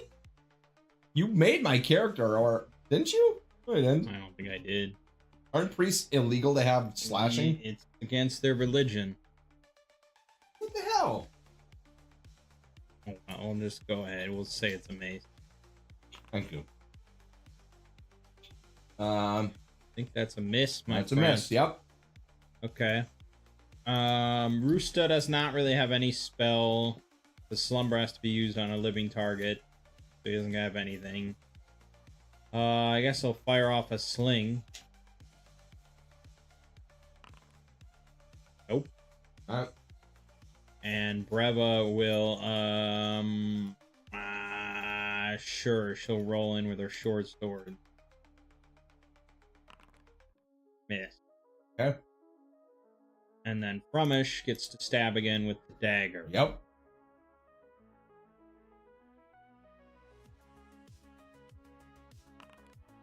Rolled a 23. Okay, and then roll damage. Are you a fighter? Yep. Did you? Oh, well, there's no such. Yeah. Well, can't you do a mighty deed? I can't imagine. Did I get 5 or more over? Yeah, you did. Um. What do you do as a mighty deed to the ethereal?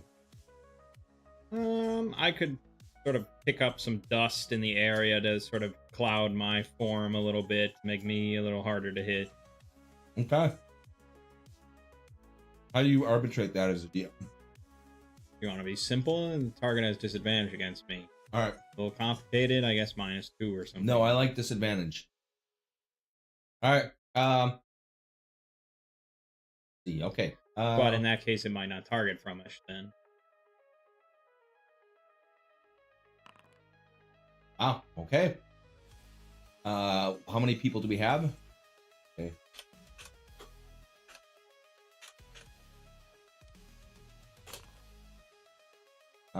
Yes. Okay.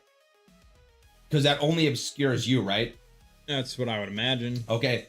Yep. Queen Gilren is frantic and just cannot even come to a cohesive ability to talk. So she just swings again, and this time she's swinging at Palo, and she's I going. thought he was in the back with his holy weapon cast. Well, who is engaged then? I guess. Breva, Frumish, and Talos. Yes, you're right. I'm sorry. Okay.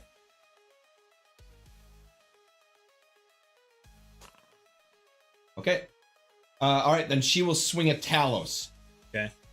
And she is going to miss. Okay. And new initiative. Okay. All right.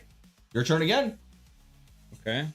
Now, this holy weapon, is that Lucky. a focus? No, that's 5 rounds. Okay. You should probably bless Breva then. Okay. Talos, Palo will bless Breva.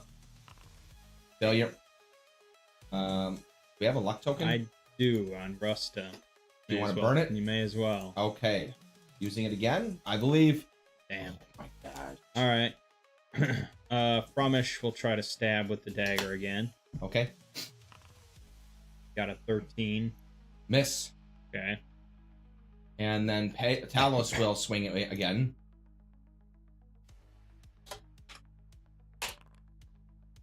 Miss. Okay, Breva tries to stab. 15. I think that's a miss. Miss. Okay. Roosta flinging off a sling. It's 18, but I assume it does no damage. Does no damage. So now we know that. Yep. Okay. Let's see here. And now she's Ineffectual round. Yep. Okay. She pauses for a moment, confused. She asks Frumish, "Is that my amulet?" What? Why are you wearing my amulet? I don't understand. And just points at the dragon amulet, confused. Well, again, you're dead. So I figured you no longer had need of it, my lady. I have no need of it. I don't understand. What do you mean I have no need of it? Where is my knight? Where is my knight? Roll initiative again. Okay. Even if I wanted to say something. We're on a new round now. Okay. Usually talking is a free action. Well, unfortunately, I have to improvise here. Do you want me to finally illuminate you on what it says? No, you don't have to. Okay. All right. Well, then we are going to continue. She will go. Okay, you rolled a 1. I rolled a 2. She is going to roll this. Okay. Perfect. All right. Where's my knight? Where am I? Again, this is your crypt. It seems that you are at unrest, however. If you would like, we may take your bones elsewhere, if this place is not suiting for you. But I need my servants. I do not recognize you. You have my dagger, you have my amulet. Again, your empire is long past.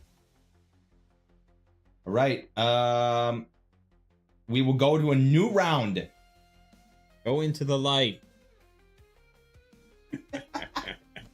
We're going to go to a new round unless you want to swing. It is now your turn. She seems erratic, huh?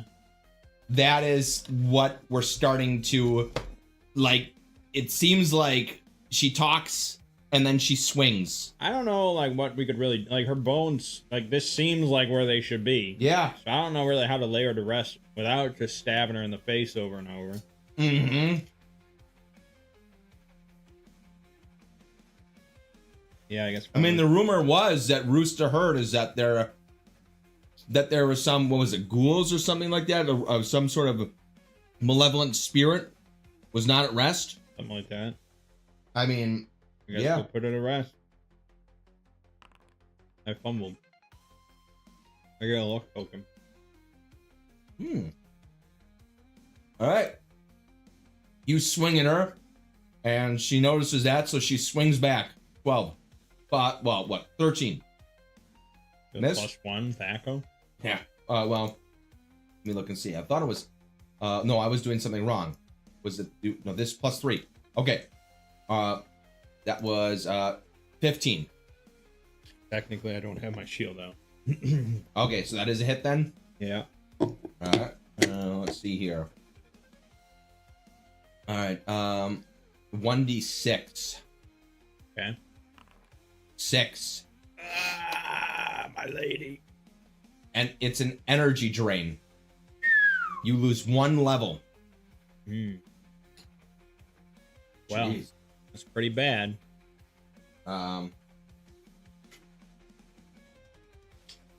So, multiple schools of thought. Yeah. Your HP is reduced, and so you're now dead. Well, I'm level 1. Yeah. So, I would go to level 0 and I'd become a wraith. That's the old school way. A different way is that I've heard you basically increase the amount of XP necessary to level up.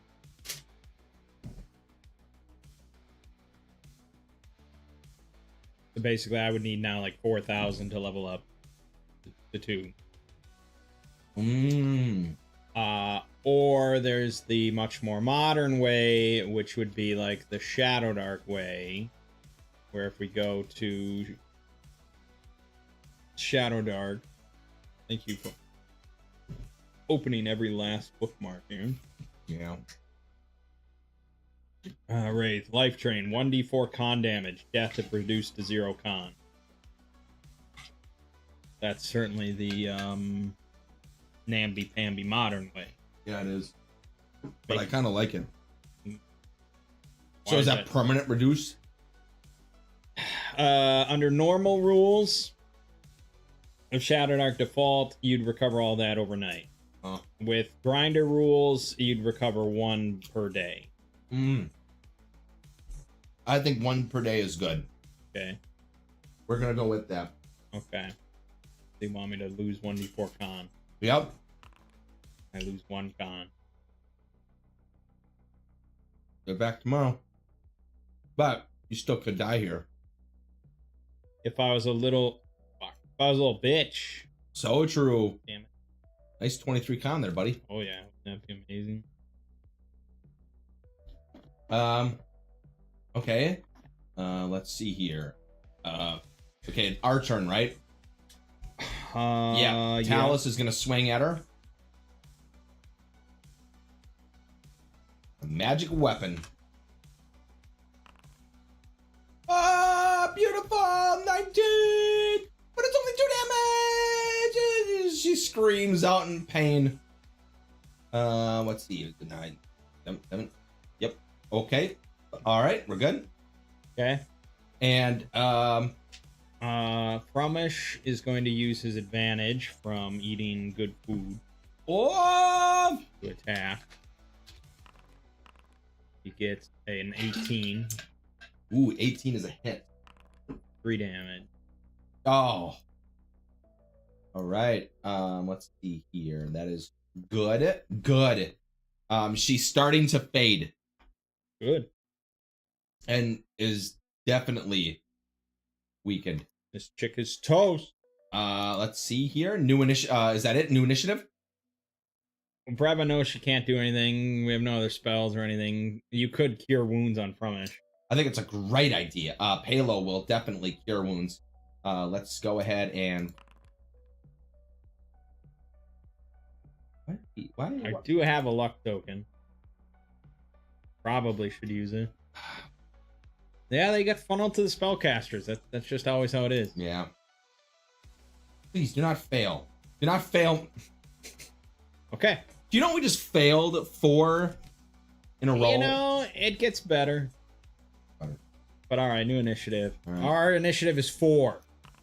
3. Okay, Frumish stabs yet again. He misses. No, Dallas is gonna stab. Well, he's gonna swing his mace. Yeah. Good mace work. True mace. Look at that big mace. No. Oh. We got nothing then. Yep. Brewster just sits like a lump. And oh, she starts screaming, and she swings. She is going to swing. If I would have known we were going into undead, I would have picked Mage Miss instead of Slumber. Yeah. Reva backed out, by the way. Reva backed out. Oh. Yeah, she doesn't want to. Can't do anything. So Okay, fair enough. There. Okay, that's fair. All right. So she swings at Talos. Okay. That's Okay. it. And then it's 1d6. Great. All right. 4 and 1d3 con. 4 con. 1d4 con. Ooh, boy, oh boy, oh boy, oh boy. Okay. New round. You're gonna want to note your con, unless you have a better memory than I do. No, I do not have a fucking memory. I just put it in the name title thing. Or con. Jeez. Whoopee. All right. Yes, new round. Dick, beat that bitch. All right. Frumish, do it. No. Oh, Talos! Probably is the last round for your longsword. No! 1 damage. You gotta be kidding me! Oh, she screams out in pain. She's fading from view. Mm-hmm. Is that it? Is that all of our turn? What else can we do? Got nothing. All right. Let's see here. Oh, okay. All right. All right. She starts wailing and screaming that her time is not over. Her time is not over. She wants her knight. She wants her her attendants. Where are they? What is this place? She doesn't understand. She's totally confused and erratic. Fronish will say, "Time ain't on your side, bitch," and he'll stab her. God damn it! Why do you do this to me? I swear to God, I'm just gonna fucking end this. You cannot be emotionally invested in our success or failure. Fair enough. You are just the referee. I'm just the referee. A referee at a sports ball game shouldn't care which side wins or loses. Fair enough. Talos is going to step back. Okay. And heal you. Okay. Nice. Roll 1d6. All right. He's looking better. All right. And then Talos has nothing to do. Halo has nothing to offer. New initiative. Okay. He'll clear his throat. I said, time ain't on your side, bitch. That's a 16. That is a hit, and you do not need damage. That's it. She screams out in pain and just starts fading into nothingness. Excellent. And a wind passes through the room, and the gust of wind passes throughout the entire crypt. You hear the stone moan and creak, and then silence. Oh, we did a good thing here. Yep. Okay. XP. Says 175 only. Okay, let's see. Now, Wraith here. How many hit dice do you have? 4? Yep. 4, yep. Yeah, that is a Wraith. Correct. All correct. 190. Ooh. I will take my 190. Thank you very much. Queen bitch. Alright. We're a little worse for wear. Alright. But not too bad. Yep. The crown, is it magical?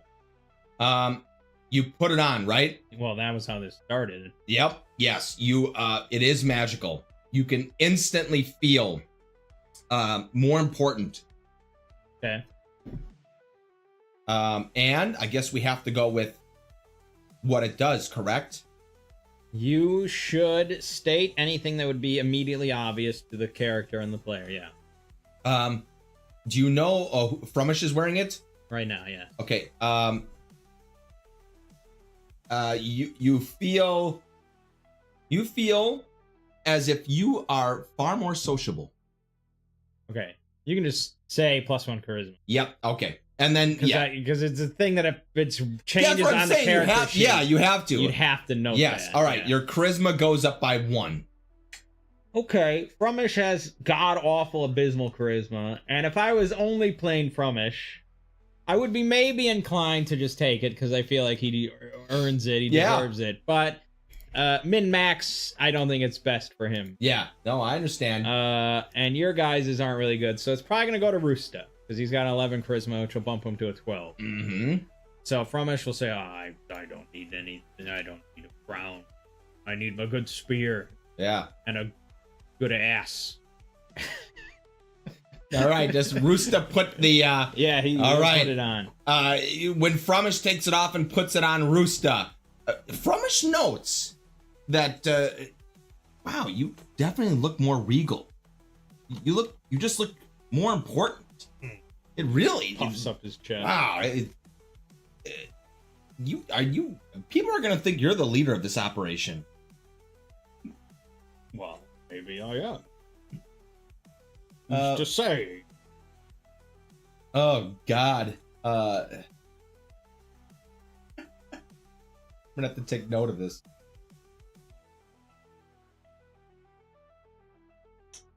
The secondary part, you mean? Yeah. Yeah. It's why I don't generally throw out curses and things like that too much.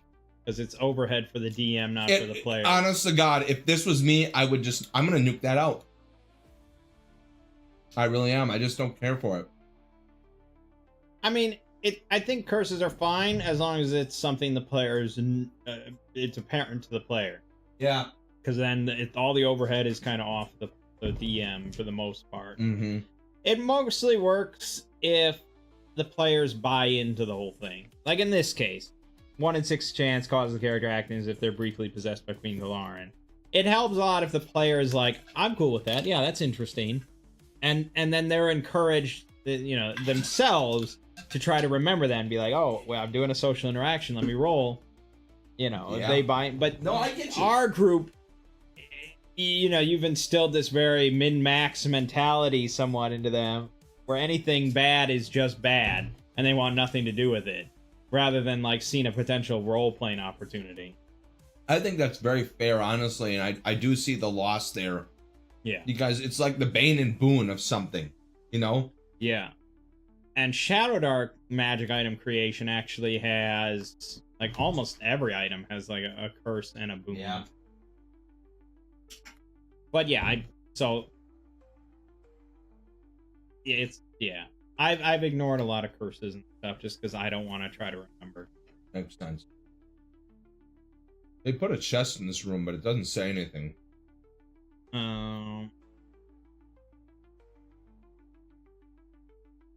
No, I assume they're referring to the circlet as just loot. Yep. Okay. What is the apparent value of the golden circlet?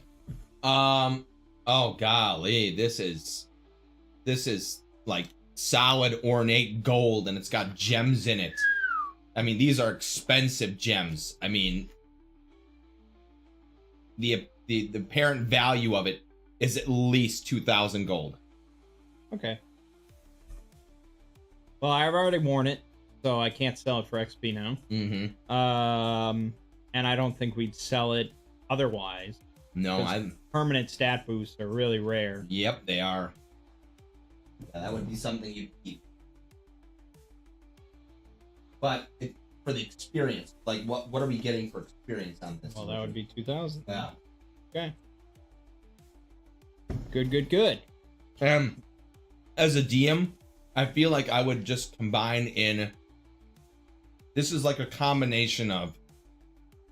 Well, I guess you can't really do that. But I like the idea of the end item justifying with experience-wise kind of what you went through to a certain degree. Like, you cleanse this spirit. There is no quest to cleanse this. Well, most dungeons end with a treasure hoard. Yeah, correct. So, yeah, that's sort of baked in. Yeah, there it is. The one treasure hoard. Just one item. For us, did you always just throw in a couple different items just randomly? I generally follow modules as written for the most part. The only thing I really do is, like, if it's a +1 dagger, I'll make it more interesting than that or something. But, yeah. Okay. Yeah, I mean, we're kind of beat up, but not really. Yeah. So I guess we probably could keep going.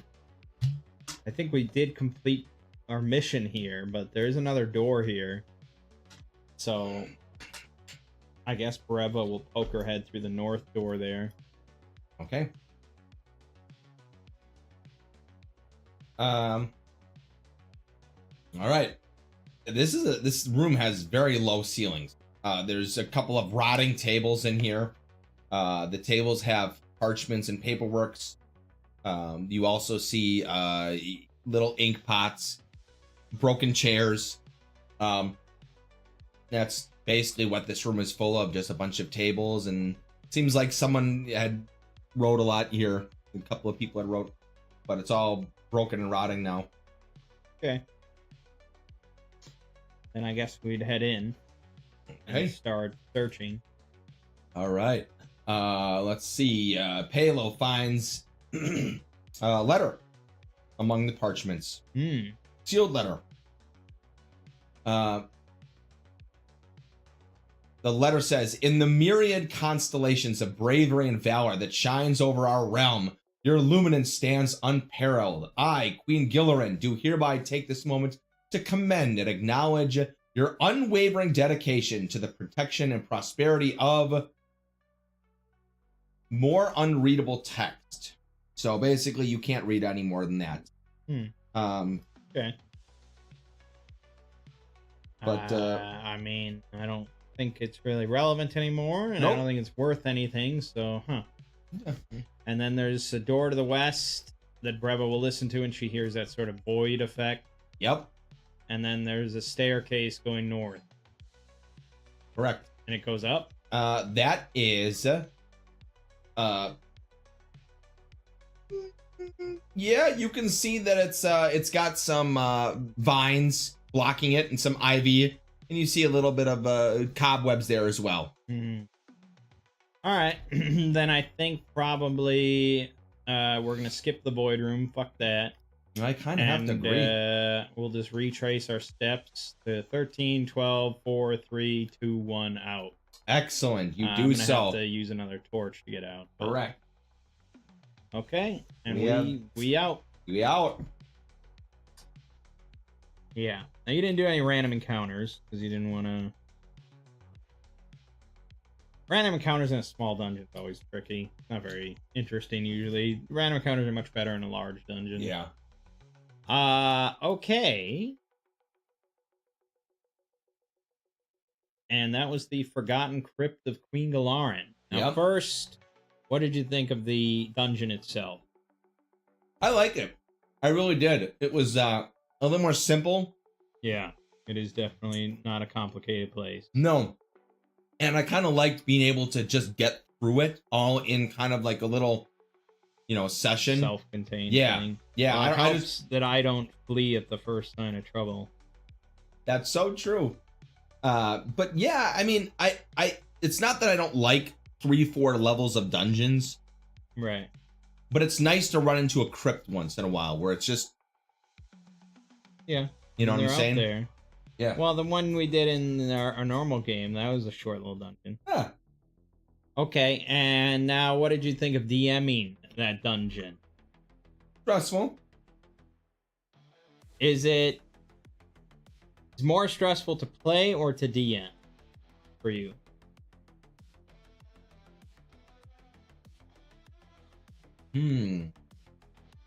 It's different. I'll be honest with you because it's a different type of stress. One is, am I doing this correct? Am I making it challenging enough? Is it boring? Is this like is this how I should be, moderating this? Well, that will go away generally with time. As you learn that, as you learn hopefully not to care about any of that. The other one is when you're playing, a lot of times because I'm kind of having to make decisions. Am I gonna get everyone killed here? Yeah. I never worried about that.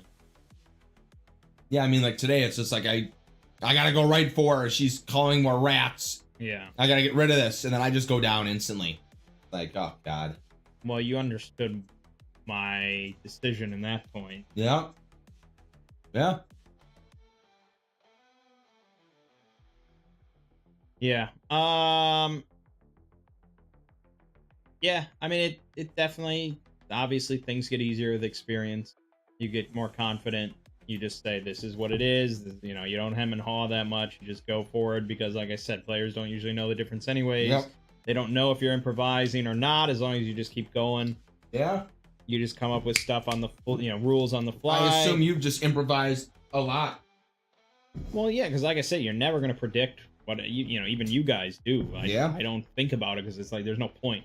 There's no point thinking about any of that ahead of time. It's pointless. So yeah, you get better at improvising. You ever get caught in your own improvisations? Like how? It doesn't get enough information. You decide that there's murals in here, and the murals describe something, and they reference it over there, and you get like, oh yeah, it was. Generally, it helps to read the module ahead of time. Like that's always the first sort of recommendation is just read the damn module. So I know I threw you a bit into the deep end here. But I think, I don't know if anyone will ever concur with comments, but I thought you did really well. Oh, thank you. Yeah. Well, I'm glad because that was really hard, but Yeah. just because hanging, playable, if played, restores silence spell. What silence spell? Well, that you just don't know that much about D&D and especially old school D&D and stuff. So, you know, if you were running a D&D 5e module, they would probably spell out most of this stuff for you. Yeah. Or if you're running a run written for Shadowdark, you know, you're a bit more familiar with that now. Specifically, there isn't a save versus petrification, for example. Yeah. But no, I thought you did pretty well for first time, especially A good 6 out of 10. You haven't read. Yeah. Yeah, no, I thought it was good, and I had fun because I got to play. That's true. That's very rare. Yeah, I think I shouldn't And look have. at that, we all survived. Yeah, I shouldn't have. Well, I wonder if we survived because of my. Your generosity. Yep. Could be, but if that's the type of game you want to run and everyone's okay with it, it's not a wrong way to play RPGs. You know. I did. You know what I generally do. I think you're seeing that I'm a pretty harsh DM. Well, And even I'm pretty casual compared to most old school DMs. Do you want to know what I really enjoy? Playing RimWorld, and it's the slow tightening of the noose. Mm-hmm. You know what I'm saying? Like, oh, we're gonna send you a raid of 1, Right. then a raid of 4, then an air raid dropped right down onto your base of 15. D&D is a little reversed. Yeah, Well, I think Baldur's Gate 3 is sort of similar. It's very easy to die early on. yeah. And then at a certain point, you're just kind of too powerful. Yeah, if you build it right, yes. Right, yeah. Yeah. Like Path of Wrath of the Righteous. The most dangerous act is the first act.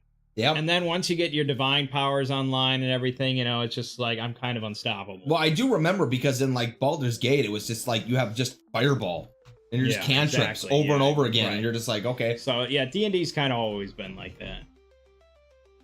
Which is why it's so dangerous. That's why people don't adventure. They don't go into dungeons because it's like it's suicide. Yeah. But then, you know, at a certain point, it's just like, yeah, we have all this magic items, the powers, and so much health, and it's like that's what I've heard about Shadowdark. It's actually really hard to kill higher level Shadowdark characters.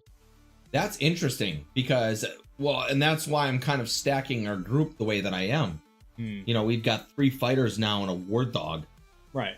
You know, you're just stacking a party of To just give yourself the best odds early on, and then eventually you don't really need that shit. exactly. Right. You have 3 people with 18 AC. You're gonna try and bully around. You know, Right. assuming that most everything is just gonna attack you. That's you know. why if we do the enemy within with Ziggy and stuff, I'll probably just like you get max health at level 1 and then double it.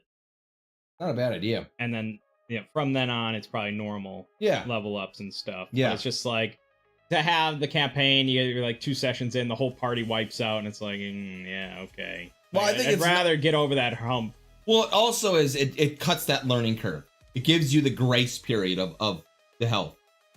Well, I mean, I specifically would do that just because it's a long investigative Yeah. sort of campaign that cares more about role playing a bit more than a hex crawl. Yeah. Yeah. Okay. No, that was good. Yeah. Do we want to stop here, or do we want to get back to Begorian? Stop. We can go back to Begorian and then stop. I think Okay. we're gonna go back and rest. We have a lot of burnt out spells Right, and yeah, everything. Things to sell. All right, so we're in 3030, if I recall. Right here, yes. Okay. And we went through 3031, the coastline, which there was There's the ruined yep, temple or where they whatever. were working out. knights Yep. working out. Yeah. Yep. And then we went through 3032, which I think was just We found nothing. a dog, I thought. Oh yeah, that was the one where We found 2 dogs. Yep. We rescued the dogs. And I think where's my friggin' notepad? Yeah, I reformatted. I don't know what your excuse is. Yeah. Probably you didn't take any notes. Yeah, I don't remember what their names were. Clyde and something. And I thought there was something I like could have that. sworn that I I kept don't it, but think you take maybe I don't take I'm notes. pretty sure we had a donkey, so I wrote donkey because I remember dumping my bedrolls onto the donkey. I haven't. Okay. Anyways, right. I don't remember what time it was. That one's a bit too vague. I know that we're traveling at about 12 miles per day. Yep. So let's just say we can get partway through 3031 today. Yep. And then we'll get to Bulgaria tomorrow. So let's roll the random encounter for 3031. I rolled a 3. Okay. I don't have all the information. Where is You it? sure do. Oh, that's right, because I have the Terra Invictus. 3031, you said? Yep. You roll the 3. All right, we're walking. This is a kind of nice grasslands and Coast. Yeah. yeah, coastline. You see a guy. You see a guy, and he's got a big pack on. He's got a cart neck behind him. It looks like a merchant. Oh, okay. Do you approach? Sure, we got things to sell. Okay. Thank you so much for finding me. I know you've been looking all over for me. I have some wonderful ivory cutlery and some beautiful ivory dishes, and they're all at half price because you came out here to find me. Would you like some? What the fuck are you doing out here? Well, I mean, this is I'm on my way to the Sadie Gorn.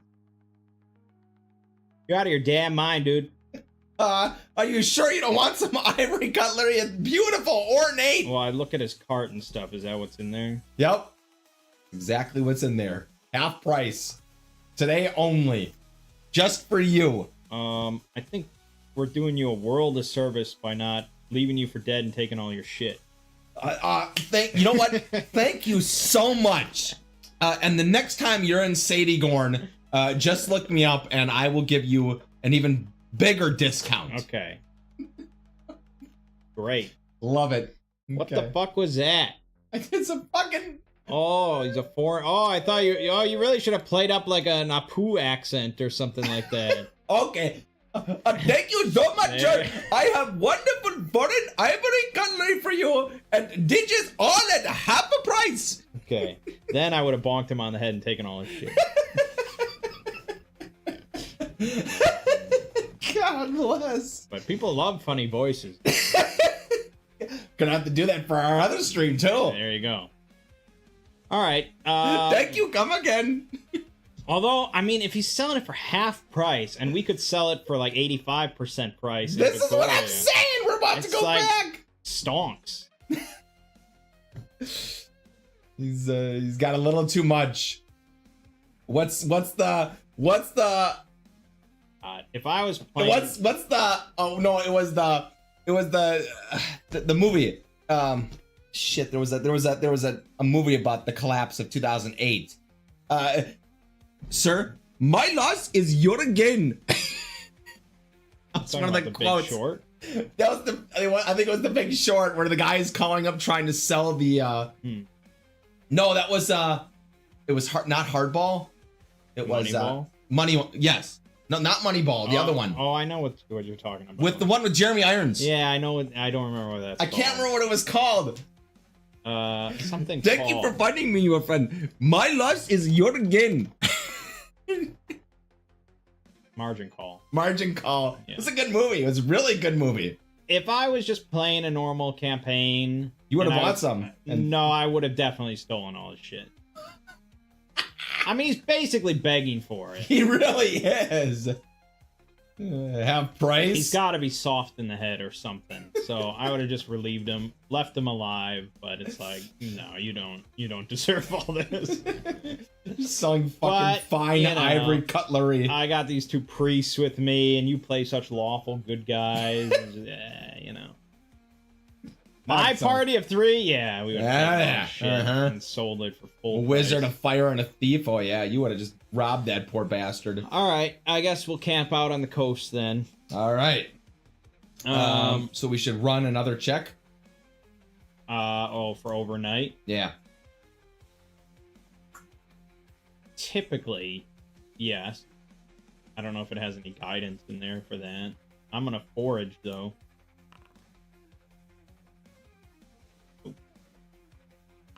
Says the area is lightly patrolled. But that's it. Well, it's random encounter safe, check once per day. So no, you wouldn't roll a second time. Okay. Especially because a lot of them wouldn't make much sense at night. That's usually how it goes. Yeah. So, yeah, just don't worry about it. This is a relatively safe, civilized area. So we're gonna keep walking. Well, we have to consume rations because I didn't forage shit. Did I forage for shit? Nope. Nope. Okay. Rations it is. We will then head into 3032. Oh yeah, Fromish's con is restored.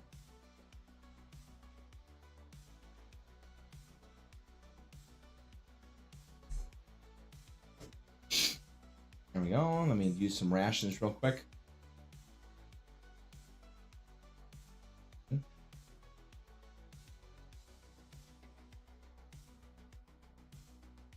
Okay, very good. And we're going into 3032. Yep, and I roll a 3. Oh no. So you're walking along and you see it in the distance. And you know it. Breva sees it first. What, the peasant fight? Yep. But we took the dog. Yep. So they found new dogs. Oh. What? We scared them off. They found new dogs. Yep. And kept this going again. 3d6. Roll it. Those same fucking 8 peasants are there. And there's 2 dogs fighting in a fight. In a dog fight. You oh, the rooster's ready. Yeah, I think I'm just gonna open with slumber. Fuck Yep. these guys. And they're peasants level 0. Do they have any save? No. Okay. It's a 10-foot diameter spear. Do you want to engage them or just blast them with slumber? Yeah, and just blast them. All right. Yeah, I succeed. An entire blinding flash happens and 8 peasants and 2 dogs slump to the ground. Okay. The priests are Talos and Palo are. This sounds about right. Okay, I'm okay with this so far. So I'm gonna wake the dogs, and I'm gonna take them with, All right. and then I'm gonna spend some time,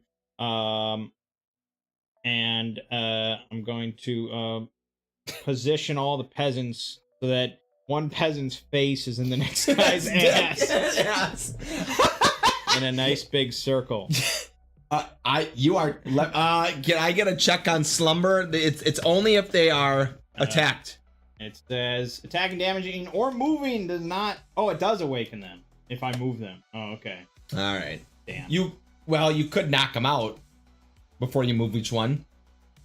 That would be very precarious. Yeah, it would be fierce. You might kill them.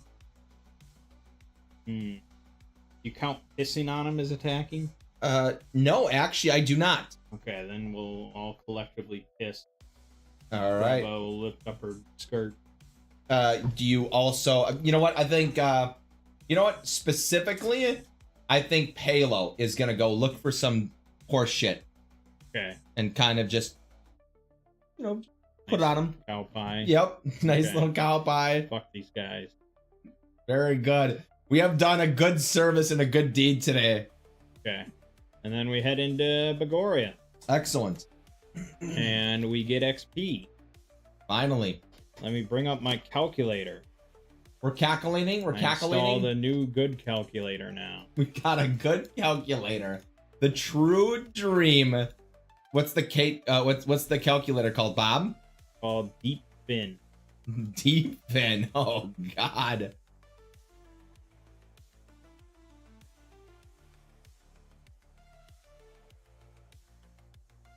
Okay, divided by 5.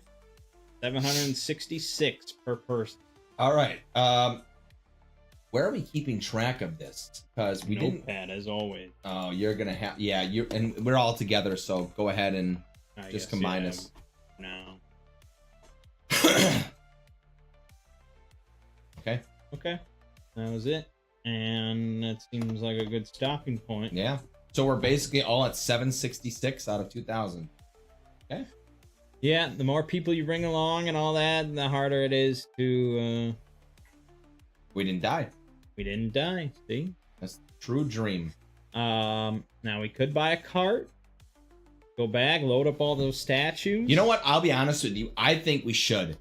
6,000 XP more. Yep. I Could mean, be pretty juicy. that's what I'm thinking. It would take a little bit because we're gonna have to get a couple of donkeys or a couple of horses. So it's a little bit of an investment, Mhm. and you still risk running into more 3D8 peasants. Well, we'll teach them a lesson again then. I have a feeling we're gonna fucking run into. Now, you as a DM, of course, you have free reign to modify random encounters, and often you should in a dungeon and stuff. Mm-hmm. You know, like if you're in a dungeon and there's 30 orcs total, you should know that there's 30 orcs total, and that number can deplete, and then eventually there shouldn't be random encounters of orcs. You know, That makes sense. that sort of thing. I'll have to remember that. But yeah.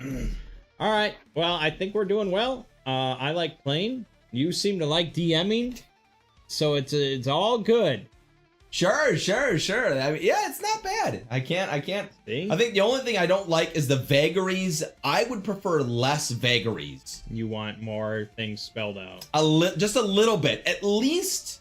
Okay, like here's what I would have preferred, just for this. Okay. Let's take a room.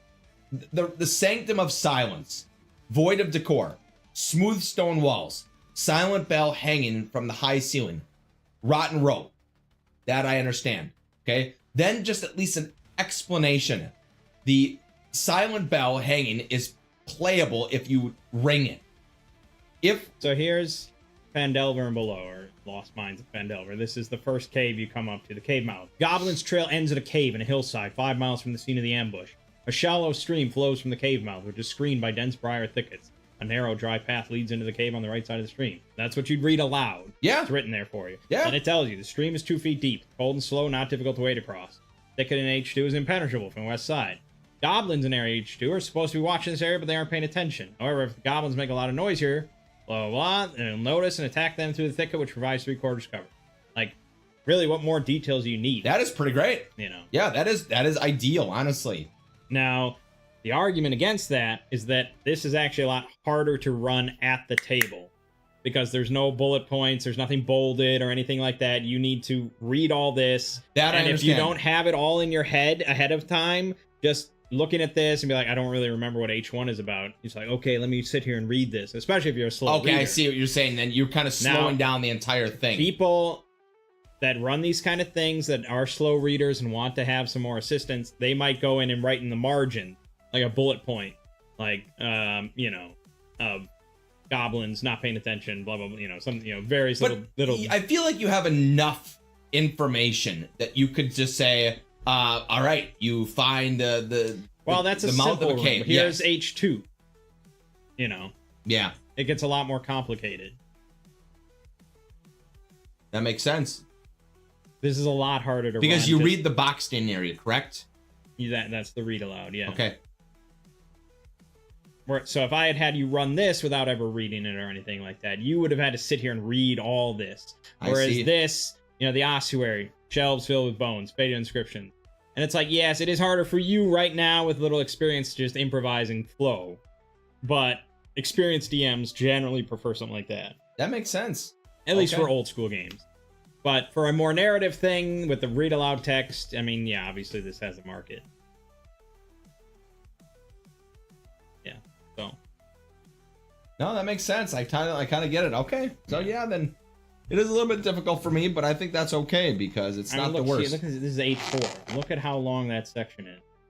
That's a lot, man. That's a lot, right? And you'd have to read all this ahead of time and kind of keep it in your head. Yeah, I can see the problem with that. So.